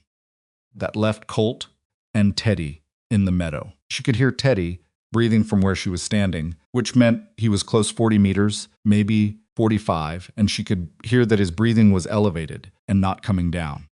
Colt was quieter. Colt was still trying. There's somebody out here, Teddy said. Not loudly, almost to himself. Stop talking, Colt said. There's somebody on this mountain with us, Colt. You can feel it. I said, stop. She made a choice. She didn't use the speakers. She set the phone in her jacket pocket with the screen dark, and she stood completely still in the shadow at the gully bend. And she did nothing at all because she had learned something in 18 years of operating in high-stakes environments. Sometimes the most effective thing a person could do was simply be present and let the other person's imagination do the work. The imagination of a frightened person in the dark-filled space with something far worse than anything she could manufacture. Teddy lasted another 90 seconds. Then she heard him break, not dramatically, not with a shout, but with the quiet, decisive sound of a man who had made a private decision that no amount of social pressure was going to reverse. Boots on snow, heading south, fast. That left Colt. Alone in the meadow at 2:41 a.m., one flashlight, minus 11 degrees, in the dark on a mountain that had just eaten his crew, one man at a time. She heard him for a long time before she heard him move. He stayed in the meadow longer than the others, and she gave him credit for that. It was the stubbornness of image, a man who had built his entire self-image on not being the person who ran, and that kind of stubbornness didn't dissolve easily. She had expected him to hold longer than the others. She had planned for it. She activated all 3 speakers simultaneously. Speaker 1, footsteps from the cliff. Speaker 2, the breathing sound from the western tree line. Speaker 3, a third sound she hadn't used yet, the most carefully chosen one in her catalog. On a morning in late February, the parabolic mic had caught something at close range in the upper meadow that she had not immediately identified. She'd cleaned the recording and isolated it and listened to it 20 times before she understood what it was. A large animal moving in deep snow, probably a bull elk, at close range and at speed, the sound arriving compressed and close and deeply directional. She had trimmed it to 8 seconds. She had not used it yet because she'd been saving it. She played it at maximum volume from speaker 3, which was positioned at the upper meadow edge, which meant it was directly behind Colt's current position and close. She heard him move in under 2 seconds. He didn't run south toward the trucks. He ran east, toward the fence line, which was the wrong direction it led him, away from his vehicle, and into the darker section of the meadow's eastern edge, which she had not been able to predict with certainty, but had considered possible, because Colt's instinct, in a moment of genuine panic, was to move away from the threat rather than toward the exit. And the threat sound had come from the north, which made south feel like the threat's direction of travel, which made east feel like lateral escape. She heard him go. She heard the sound of his flashlight beam sweeping. She could see the glow of it through the trees as he moved east along the fence line, moving fast, not looking back. She heard him hit the fence, once the wire tension sound of a man running into something unexpected in the dark, and then recover and keep moving. She stood in the shadow at the gully bend and listened to him go. The meadow was empty. 4 trucks sat at the southern entry, one of them already running. Bryce hadn't left, just started it, the engine idling in the dark. She could see the exhaust plume in the cold air, pale against the tree line. She did not move toward the trucks. She did not follow any of them. She stood in the dark for a while longer, listening to the mountain settle back into its own sounds, the wind moving across the upper ridge, the occasional creak of frozen timber, the distant sound of an engine somewhere to the east that could have been Colt's truck or a sound the cold air had carried from somewhere further away. She couldn't tell. After a while, she couldn't hear the engine anymore. She walked back to the cabin, the same way she'd come out, west, along the lower gully, then north through the tree line, then across the open approach to the porch. She moved without urgency. The cold had settled into her shoulder joints during the stationary period in the gully, and she could feel it in the particular deep ache that was different from cold surface. Cold, the kind that got into connective tissue and took longer to leave. She stood on the porch for a moment. The meadow was invisible from here, but she knew it was empty. She knew it the same way she'd known the positions of men in buildings she'd never been inside, through the accumulation of evidence and pattern and the particular quality of silence that followed people leaving a space. Empty. She went inside and took off her outer layers and hung them by the door.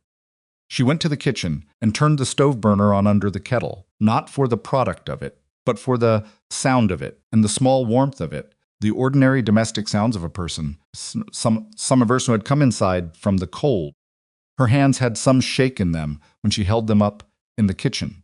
Light, not fear, she knew the difference by now, just cold and the particular come-down of sustained operational focus releasing its grip on her motor system.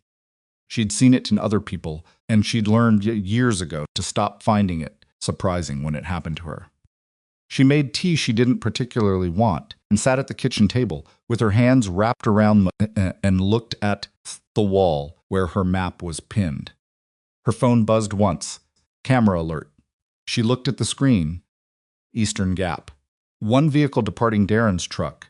She identified by the plate on the camera, moving south on the access road toward the county line.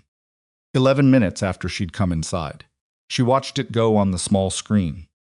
Then she looked at the map again, for a long time. She'd run them off the mountain. 4 experienced men, armed, on terrain they'd used for years, and she had moved them off it in under 30 minutes, without firing a single round, without physical confrontation, without leaving any evidence of anything except 3 small Bluetooth speakers that she would collect in the morning and which were commercial products available in any outdoor gear store. But she was also aware, with the clarity that always came to her in the post-operational quiet when the adrenaline architecture had fully dismantled, of what she did not yet know. She didn't know where Colt had gone after he'd run east along the fence line. She didn't know the condition of the 4 men or where they'd ended up. And she still didn't know what Owen Mackey had been doing on foot along her fence line at midnight, alone in the dark, before any of this had started. She sat with the tea going cold in her hands and looked at the map and listened to the wind come down off the ridge. She found out about Teddy Roosh at 6:43 in the morning. Not from a phone call. From the camera feed on her monitor, a county emergency vehicle moving up the access road at speed, light bar running, no siren in the empty early morning. She watched it pass her gate without slowing and continue north on the county road toward the upper trailhead. Then a second vehicle behind it, marked sheriff's cruiser, moving the same direction.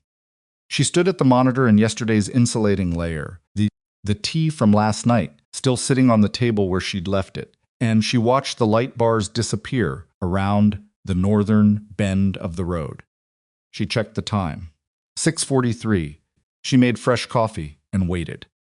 At 8:20, she called the sheriff's department non-emergency line, gave her name, and asked if there was an active search or rescue operation in the area north of her property boundary. The dispatcher put her on hold for 90 seconds. "Ma'am, I'm not able to confirm operational details of an active response. Is there something I can help you with? I saw emergency vehicles on the county road early this morning headed toward the upper trailhead. I'm adjacent to that land, and I want to know if I need to be aware of anything for my own safety." A pause. "Are you the owner of the Blackridge parcel?" "Voss?" "Yes." Another pause. Longer. "Sheriff Crow would like to speak with you. Can you be available this morning?" "I can be at your office in 45 minutes. He'll come to you." She set the phone down and looked at the window. The morning was flat and gray, the overnight cloud cover still holding, no wind at ground level. She could see the meadow from this angle empty, the snow surface undisturbed since last night's events. It's like the tire tracks from Colt's trucks cutting dark lines south toward the gap. She thought about what she didn't know. She had tracked 3 of the four men leaving by vehicle on the camera feed before she went to sleep around 4 a.m. Darren's truck at 11 minutes after she'd come in.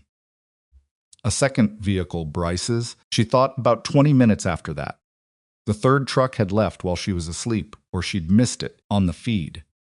She'd checked the camera log when she woke and found the departure timestamp at 3:47 a.m. 4 trucks had entered. 3 trucks had left before 4 a.m. She had not confirmed Colt's departure. She had assumed he'd found his way back to his truck after running east along the fence line and had left on his own. She'd assumed because assumption was what you did when you didn't have data, and she hadn't had data. She'd been inside, cold, and she had let herself assume. She pulled on her jacket and went outside and walked to the eastern gap.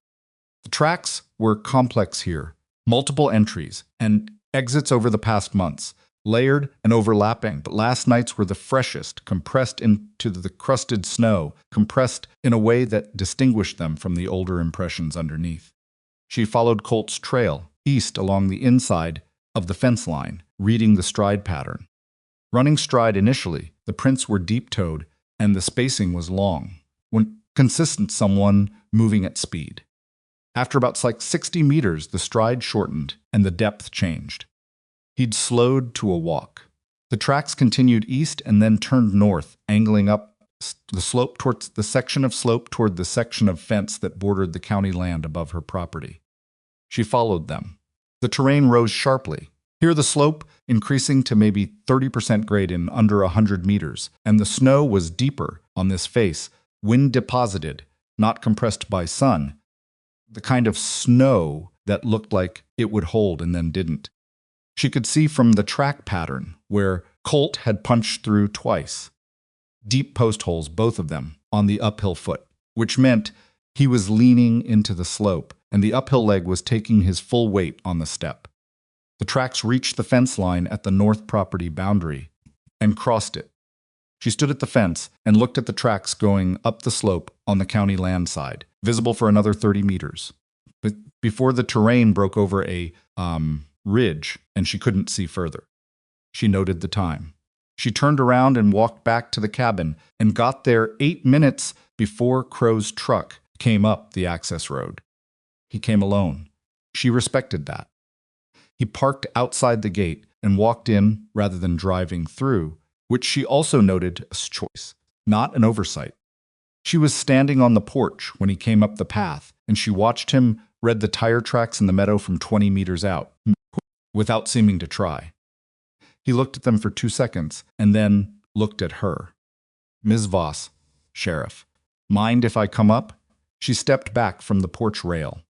He came up the steps and stopped at the edge of the covered area, not pressing inside the threshold, keeping 2 meters between them. He looked tired in a way that suggested he'd been up since before the emergency vehicles went out, which meant he'd probably gotten a call sometime in the early morning hours. You know why I'm here, he said. It wasn't a question. I know emergency vehicles went up the county road at 6:40 this morning. I know something happened in the mountains, north of my property line. Last night, yes. He looked at the meadow tracks again, then back at her. Those are fresh. Yes. Multiple vehicles. 4 came in. I believe 3 left before 4 a.m. I lost track of the 4th. He was quiet for a moment, reading what she'd just said. She'd given him that deliberately, because the alternative was to say nothing and let him draw conclusions she couldn't control. And she'd decided that Crow's intelligence was an asset she could work with, rather than a threat she needed to manage. Colt Rayner went up the north face last night, Crow said. In the dark, in -11. I tracked his prints to the north fence line this morning. The tracks crossed onto county land. We found him at first light. Upper section, near the granite shelf. She waited. Hypothermic, unconscious. He'd fallen at some point. His right fibula is fractured. Crow paused. Medevac got him to Sheridan about an hour ago. He's alive. They think he'll keep the leg. She let that settle. And the others. Darren Phipps drove himself to the Kettler's Fork Clinic at approximately 3 a.m. with what he described as an anxiety episode. They kept him for observation. Crow's voice was carrying no particular judgment. He was reporting. Bryce Rayner made it home. He's apparently not talking to anyone. He paused. Teddy Rush is missing. She kept her face still. Missing. His truck is at the southern access. He didn't drive it out. We have search teams in the upper meadow now and running the western tree line. She thought about the western tree line and the cold air drainage gully and the frozen over sections she'd noted in her terrain assessment. She thought about the exit route analysis she'd done, the one that told her a Pumsing person going west would follow the gully and encounter ice bridge sections that weren't visible at night. The western drainage gully, she said. Crow looked at her. If someone was moving west in the dark, panicked, they'd follow the gully by terrain instinct. There are ice-bridged sections at the lower bend. The snow surface looks continuous, but there's a drop of about 4 feet where the drainage undercuts the bank. He stared at her for a moment that was longer than a standard processing pause. How do you know that? I mapped this land thoroughly when I moved in. I know the drainage patterns. You know the ice bridge locations. Yes. He pulled out his radio. He spoke into it, giving coordinates she recognized as roughly correct for the lower gully bend. He had a map, she noted, and the map was good. He listened to the response, which she couldn't hear clearly, and his face told her nothing while he listened. He lowered the radio. I'm going to need you to tell me exactly what happened last night, Miss Voss. I'd like to do that. Can we go inside? She gave him coffee she'd already made. And they sat at the kitchen table on opposite sides, the way she and Crow always ended up sitting when they talked, not adversarially, but with the clear geometry of 2 people who were being honest about what the situation was. She did not move anything off the table, did not adjust the room, did not make it warmer than it was. She let him see her living space in its working state. He noticed the monitor on the folding table in the corner. She had not turned it off. That's your camera feed. Yes. He looked at it for a moment. 12 tiles, 12 cameras, active. Then he looked back at her. You want to start from the beginning of last night? I want to start from 6 months ago, she said. The beginning of last night doesn't make sense without it. He picked up his coffee. All right, she talked for 40 minutes. She was precise and sequential, and she did not editorialize. She described each documented incident in the order it occurred. Referencing the file she had built, she placed it on the table between them at the 15-minute mark, and he picked it up and began moving through the tabs as she talked, cross-referencing without interrupting. She described the midnight confrontation in March. She described the legal filings and their outcomes. She described Colt's solo visit in the late afternoon, the attorney, the counter-complaint. Then she described last night. She described waking at 1:15 a.m., dressing, going out. She described seeing Colt's group enter through the eastern gap at 2:19 on the camera feed. She described moving to the upper ridgeline. She described the speaker's commercial Bluetooth hardware, purchased in Cheyenne, receipts available, and what sounds she played, and from which positions. She described her movement through the terrain. She described hearing Colt run east along the fence line and losing audio contact. She did not describe the specific terrain analysis that had led her to anticipate the routes the men might take.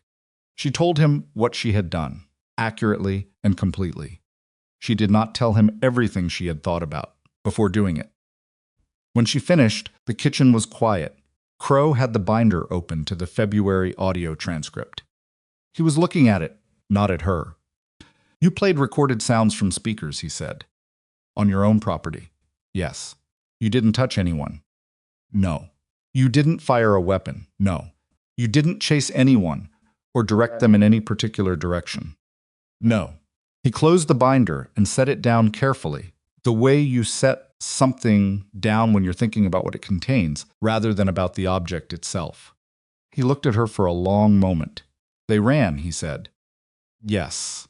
Colt Rayner, a man who's been on these mountains since he was a teenager, ran in the wrong direction in the dark and fractured his leg falling on county land. "Based on the track evidence, yes.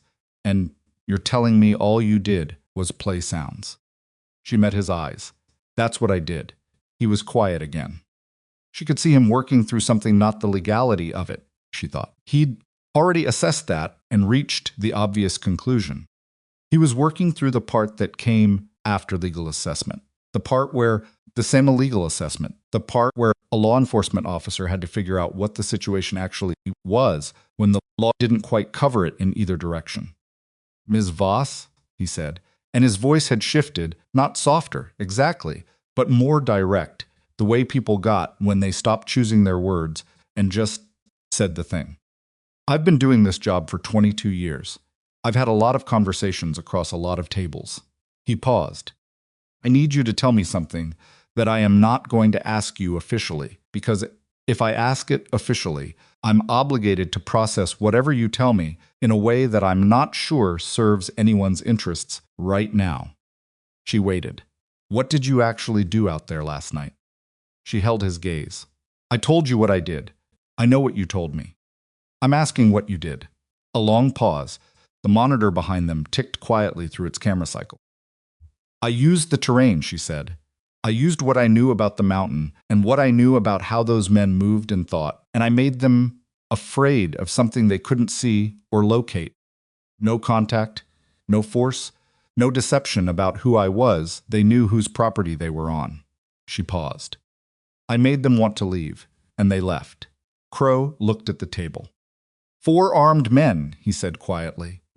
4 armed men who had been documented and harassing her for 6 months, who had come onto my property at 2 a.m. in the dark, and who presented a documented credible threat. He nodded slowly. Not agreement. Exactly. More like acknowledgement. His radio crackled. He picked it up and listened. She watched his face, which gave her the general shape of what he was hearing before he lowered the radio. "They found Teddy Rush," he said. She waited. Lower Gully Bend. Ice bridge collapsed. He went through into about 18 inches of water and managed to get out on the far bank. He's hypothermic and has a broken wrist, but he's conscious. Crow paused. He's been there since approximately 3 a.m. 4 hours. In an ice bath in -11 with a broken wrist. She registered that the way she registered all field outcomes factually, without flinching, with the complete internal acknowledgement of what it meant and what it didn't mean. "He's alive," she said. "Yes." I'm glad he's alive. Crow looked at her. She meant it, and he could tell she meant it. And she could tell he was recalibrating something based on that. I'm going to need your camera footage from last night, he said. All of it. I'll export it this afternoon. And the audio recordings from the parabolic setup. The full archive or just last night? He blinked once. You have a full archive. 6 months. 40+ hours of usable material. He sat with that for a moment. Last night first. Then we'll talk about the archive. She nodded. He stood and she stood, and he picked up the binder and held it. Can I take this? That's a copy. I have the original file. He looked at her. Of course you do. He came back 2 days later without calling ahead, which she had expected. You didn't call ahead when you wanted to see the real version of something rather than the prepared version. She was splitting wood behind the cabin when she heard his truck on the access road. She heard it from far enough away to put the axe down and wipe her hands on her jacket and be standing in the open rather than behind the woodpile when he came around the corner. He stopped when he saw her, took in the woodpile, the axe, the setup. That's a lot of wood, he said. I've been here all morning. I know. He looked at her. I checked the camera log you exported. Your truck didn't move last night. She didn't respond to that. He came closer and stopped about 3 meters away, hands in his jacket pockets. The posture of a man who was going to say several things and was deciding on the order. The morning was clear and cold, the first clear sky in 4 days, and the light on the mountains behind the cabin was sharp and angular and made everything look more defined than it usually did. Colt's out of the hospital, he said. He's got a plate in his fibula, and he'll be on crutches for 2 months. His attorney filed a complaint with my office yesterday morning, alleging that you lured the men onto your property and created conditions designed to cause them harm. She looked at him steadily. I told the attorney that the documented record showed 6 months of your clients trespassing on her property after formal notice, a midnight confrontation involving property damage, a false countercomplaint, and a 2 a.m. entry last night onto land they've been formally warned against entering. He paused. I also told him that Ms. Voss was inside her cabin all night and that her camera system documented the men entering voluntarily. Was that accurate? Your cameras show them entering the gap. They show the trucks at the meadow edge. They don't show what happened in the meadow because your cameras don't cover the upper meadow, which is consistent with a system designed for perimeter monitoring rather than surveillance. He looked at her. They also show no footage of you leaving the cabin. She'd positioned every camera precisely. She had known, when she'd set the upper camera angles, exactly where their coverage ended. I'm not accusing you of anything, Crow said. I'm telling you what the evidentiary picture looks like. And what does it look like? He was quiet for a moment. The wind moved through the Douglas firs above the cabin and brought down a small slide of snow from one of the upper branches that hit the ground with a soft sound. It looks like 4 men trespassed in the middle of the night and had a very bad time of it because they made poor decisions in difficult terrain. He paused. There are no grounds for any action against you. None. I want you to know that. She nodded. But I want to ask you something else. He shifted his weight, the stance of a man who was moving into a part of the conversation he'd been thinking about since before he drove up. Your military background, you said classified. Yes. I pulled what I could pull, which wasn't much. Service record up to a point, then nothing. Redacted. Not just blacked out, actually removed from the accessible system. She said nothing. I've seen that twice before. Once with a man who'd been in Delta, and once with a woman who worked for an agency that officially doesn't run field personnel.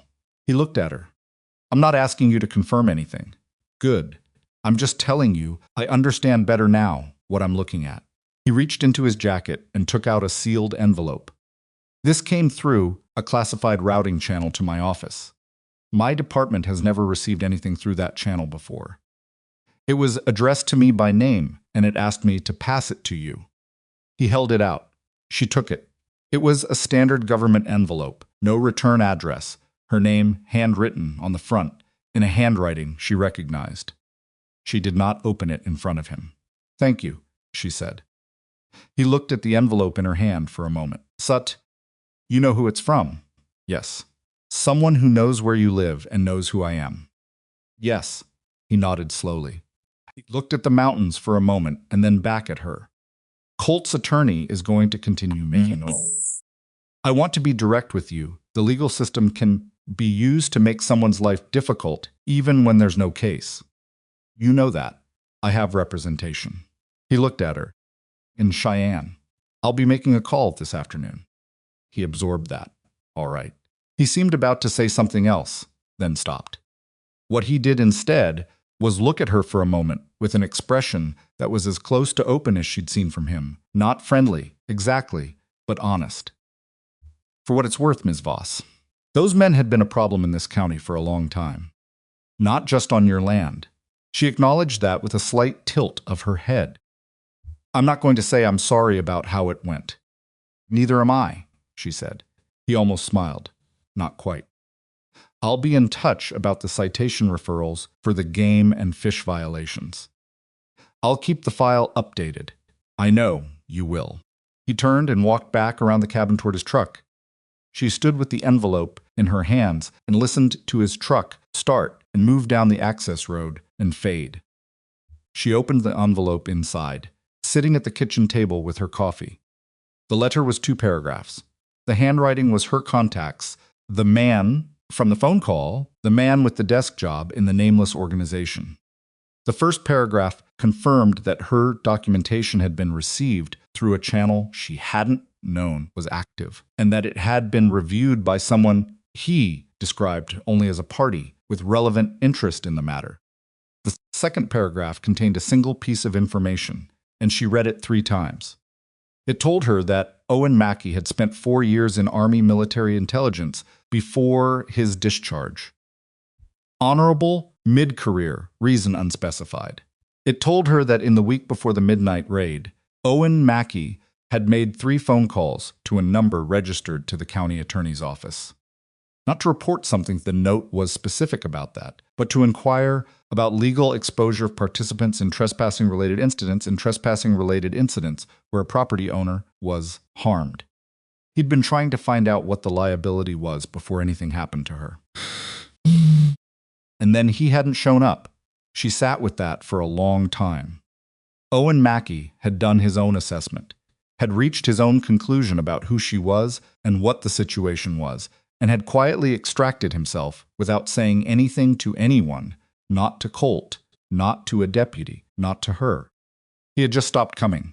He had stood at the fence line alone at midnight before the others arrived, and whatever he'd been looking for along that fence line in the dark, it had been enough to finalize a decision he'd already been moving toward.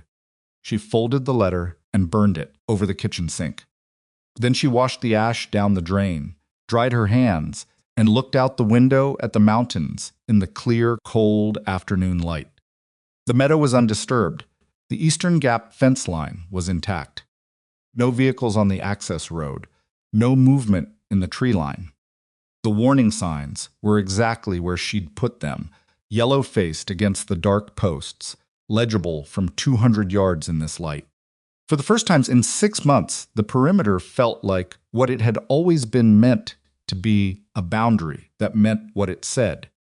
She turned from the window, picked up her phone, and dialed the number in Cheyenne.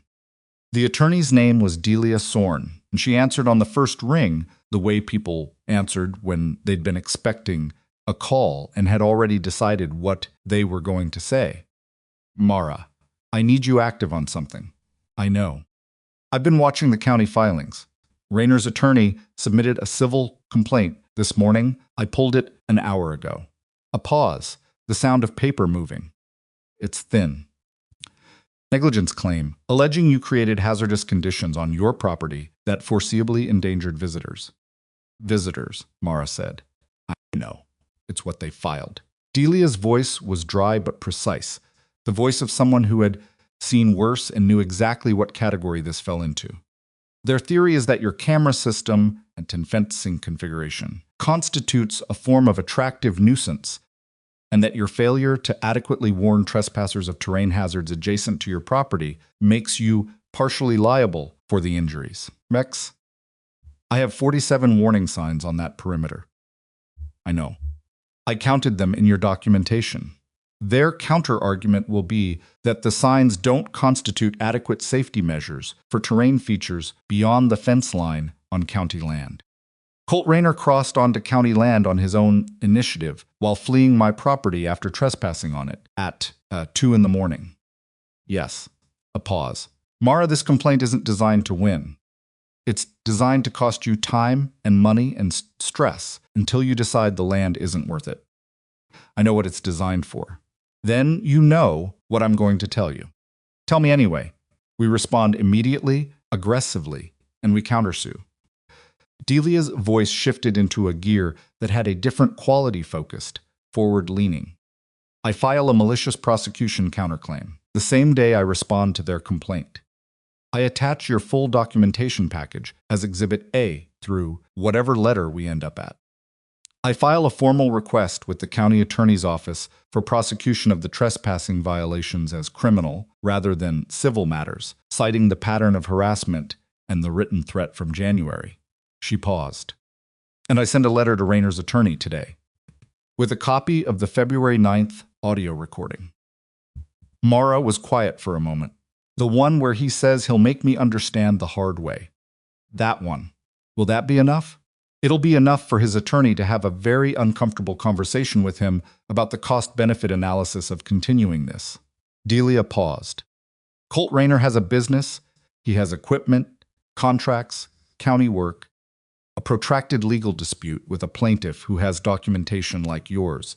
And who has documentation like yours, the sheriff has already declined to pursue action against her. That's not a fight his attorney is going to want to run. Not with what you've given me. Mara looked at the window. The afternoon light on the mountains had gone gold, the low winter sun cutting sideways across the snowpack and turning the ridgeline into something almost warm-looking from this distance. Do it, she said. I'll have the response filed by end of business tomorrow and the counterclaim the day after. I'll call you when it's moving. Delia, yeah, thank you. A brief pause, not discomfort, just the acknowledgement of something that didn't need more words than that.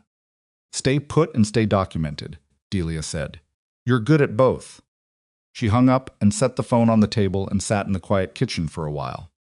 The counterclaim landed in Rayner's attorney's office on a Wednesday morning, and by Thursday afternoon, Delia called back with a quality in her voice that Mara had learned to recognize as controlled satisfaction. His attorney called me at 2 o'clock, and he wanted to discuss the possibility of a mutual withdrawal. A pause. Both complaints dropped simultaneously. No admission of liability on either side. No. Silence on Delia's end for 2 seconds. No. Not mutual. They withdraw. I don't. Mara, mutual withdrawal is the clean exit. Both parties walk away. Nobody. If it's mutual, it looks like a dispute between equals. It looks like I did something that required withdrawing a complaint. She kept her voice level. I didn't.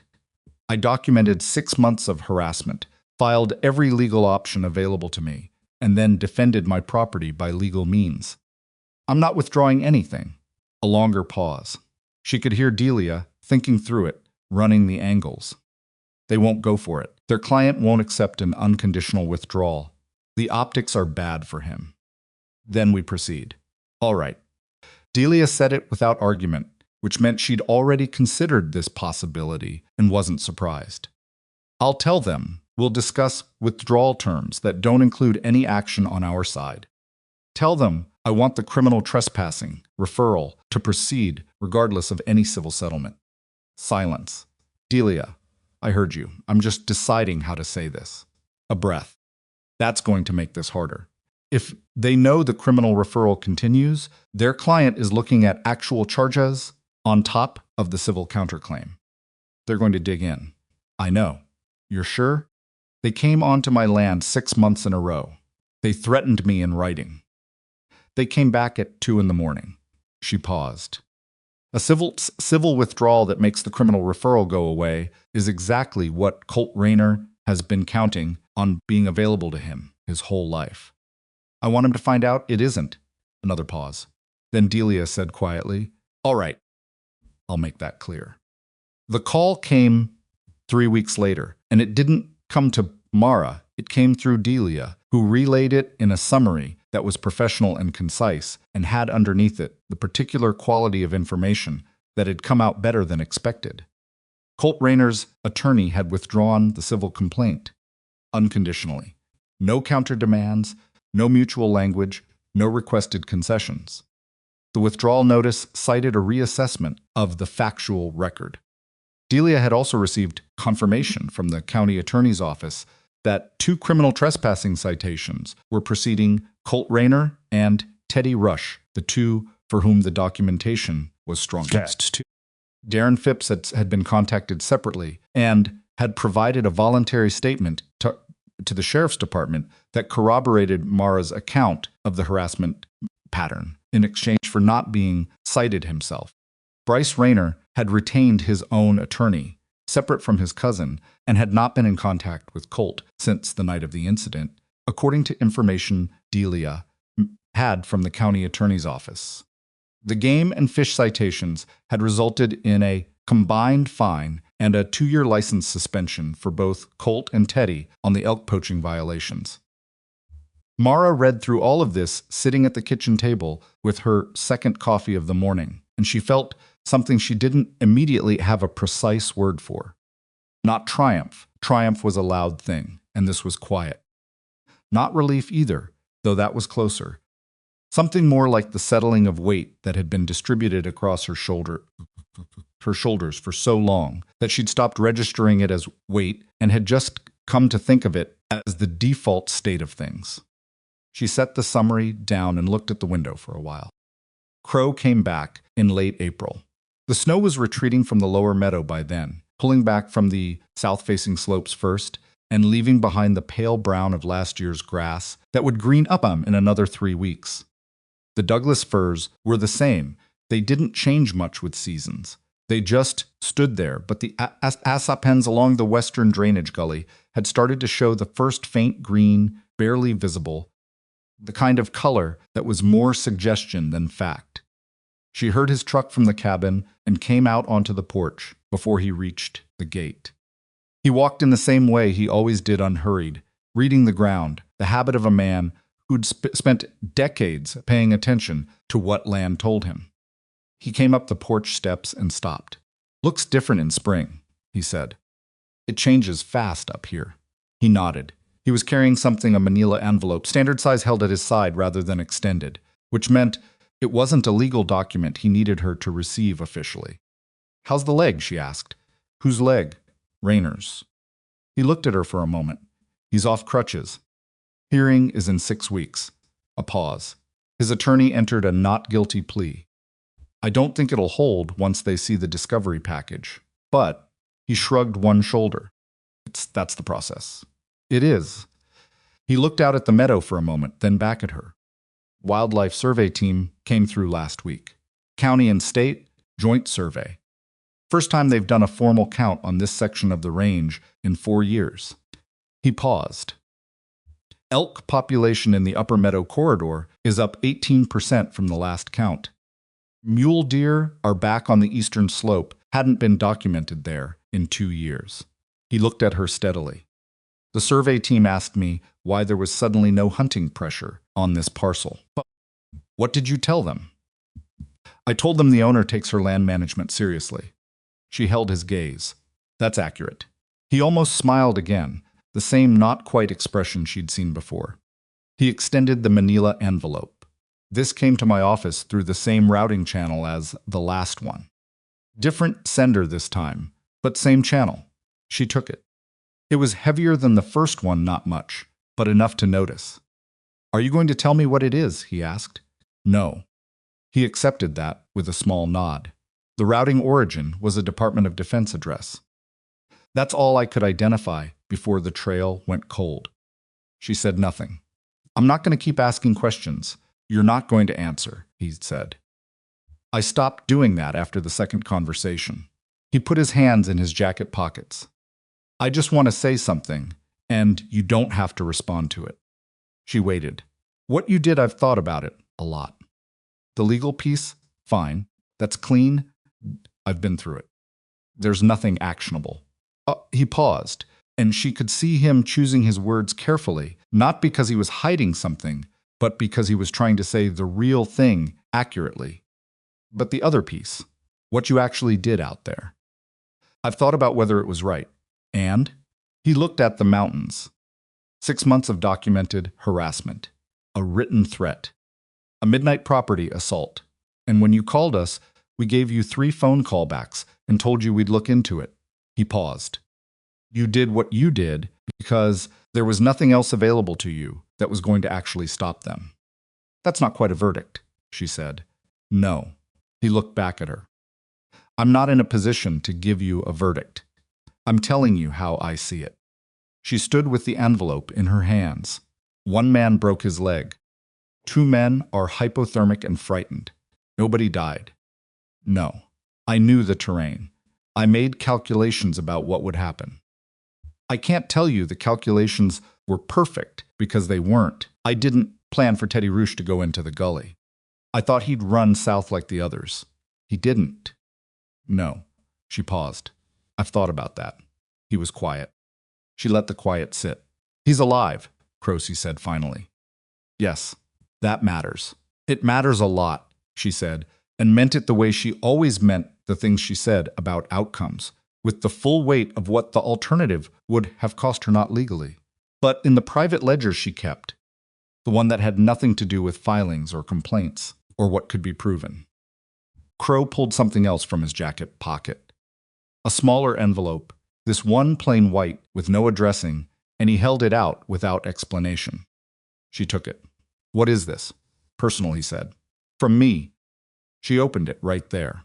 Inside was a photograph printed on standard paper, slightly washed out the way phone photos printed on regular printers always came out. It showed the upper meadow from above, probably taken from a helicopter or a drone. The meadow was snow-free in the photo, which meant it was from a survey run recently. And across the meadow's surface, visible in the low-angle light that showed every contour, was the herding pattern of an elk group 6 animals by the tracks, moving in a relaxed scatter pattern from the southern entry toward the northern edge.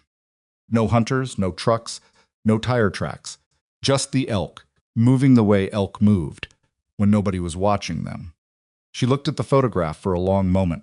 Survey team captured it last Tuesday, Crow said. I asked them to print me a copy. She looked up at him. I thought you'd want to see what it looks like when it's working, he said. She looked back at the photograph. The elk tracks crossed the meadow in a direction she recognized from the southern gap, where Colt's trucks used to park, straight across to the northern edge where the old growth started. They had walked exactly through the space the trucks had occupied. Thank you, she said. She meant that too, and she thought he knew it. He nodded once. I'll be in touch when the hearing date is confirmed. He walked back down the porch steps and along the path to his truck, and she stood on the porch pate and watched him go. She opened the DOD envelope at the kitchen table after his truck sounds had faded completely down the access road. Inside were 2 items. The first was a 1-page letter from a name she recognized, an officer she had not seen or communicated with in 4 years. Someone who occupied a position in a branch of the Defense Department that did not publish its organizational chart. The letter was brief. It stated that her service record had been reviewed in connection with a recent inquiry from a county law enforcement office in Wyoming, and that the inquiry had been received and handled appropriately. It stated that her record remained classified at the appropriate level, and it stated, in the careful language of official correspondence, that was trying to say something personal through professional phrasing. Your conduct in the matter described is consistent with the standards expected of personnel at your former classification level. No further review is anticipated. She read that paragraph twice. It was, in its way, the closest thing to acknowledgement she had ever received from that world. Not an apology for the years, not an explanation for the way things had ended. Just, we saw what you did, and it was consistent with who you are. She set the letter down and picked up the second item. It was smaller, a coin-sized object in a small velvet pouch, the kind of pouch that usually held a commemorative coin or a piece of jewelry. She opened it, a service medal, not a combat decoration, not the ones with the specific citations that civilians recognized from photographs. A service medal with a design she knew by the feel of it as much as the sight, because she'd held one before. The specific branch insignia, the years of the relevant service period, engraved on the reverse. Her medal. She had left it behind at decommission. She hadn't asked for it, and no one had offered it, and she had assumed it was in a box in a records facility somewhere, or had been lost in the administrative shuffle that happened when classified personnel separated under classified circumstances. She turned it over in her hands. The engraving on the back was her name, her actual name, her full service name, which had not appeared on a piece of official correspondence in 4 years, and the years, and a single additional line she hadn't expected. For sustained excellence under adverse conditions. She sat at the kitchen table with the medal in her hands for a long time. The clock on the wall ticked.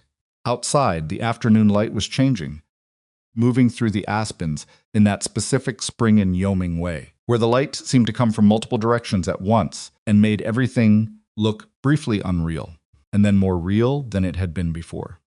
She thought about the photograph Crow had given her. The elk tracks crossing the meadow. 6 animals walking exactly through the space where the trucks had been. She thought about the case professionally. She thought about the case under the floorboards. She thought about what was in it and what it represented and how long she'd been carrying it as something to reach for rather than something to put down. She got up. She moved the rug. She entered the combination and opened the case. She took out the service patch, the subdued trident, and placed the medal beside it on the floor. She looked at both of them together for a moment. Then she picked up the old photograph she kept in the case. Taken years ago, in a location that didn't have a name on any public map, 2 people in gear, squinting against a sun that was not the Wyoming sun. The other person in the photograph was a woman named Cassidy Pruitt, who had not come home from the operation that had ended Namara's classified career, and who was the reason the case had been locked, and the patch had been folded, and the medal had been left behind, and the land had been bought in a place where no one would expect to find Mara Voss. She looked at Cassidy's face in the photograph, the squinting against the sun, the slight annoyed expression that Cassidy always got in bright light because she refused to wear sunglasses on principle and would never explain why. The set of her shoulders, the specific way her hands were on her rifle, relaxed but present, the way someone held a thing they trusted completely. Mara had not let herself look at this photograph straight on in 4 years. She'd kept it in the case the way you kept things you weren't ready to hold. She looked at it now without flinching. She placed it beside the medal, facing outward, the way photographs were meant to be placed. The summer came and the snow retreated fully from the high ridgeline, and the Black Ridge land changed the way it changed every year, the green arriving in waves from the lower slopes up, the wildflowers in the meadow that she'd never seen before in the 2 previous summers, because the disruption from tire tracks and boot traffic had suppressed them, the return of meadowlarks along the eastern fence line, and 2 kinds of hawk to the upper thermals above the cliff face. She ran the ridge without a pack most mornings now. Not training for anything, just the running and the mountain and the specific clarity that came with elevation and cold air, and the simple physical fact of moving through a place she knew. Colt Rayner's hearing took place in late June. She attended in person, which Delia had advised her against and which she did anyway, because she believed that accountability required witnesses, and she was the witness who had been here for all of it. She sat in the county courtroom, a small room in the Dunmore Municipal Building that also served as a meeting hall on other days, and she listened to the proceedings with her hands folded on the table in front of her, and her posture the same as it always was.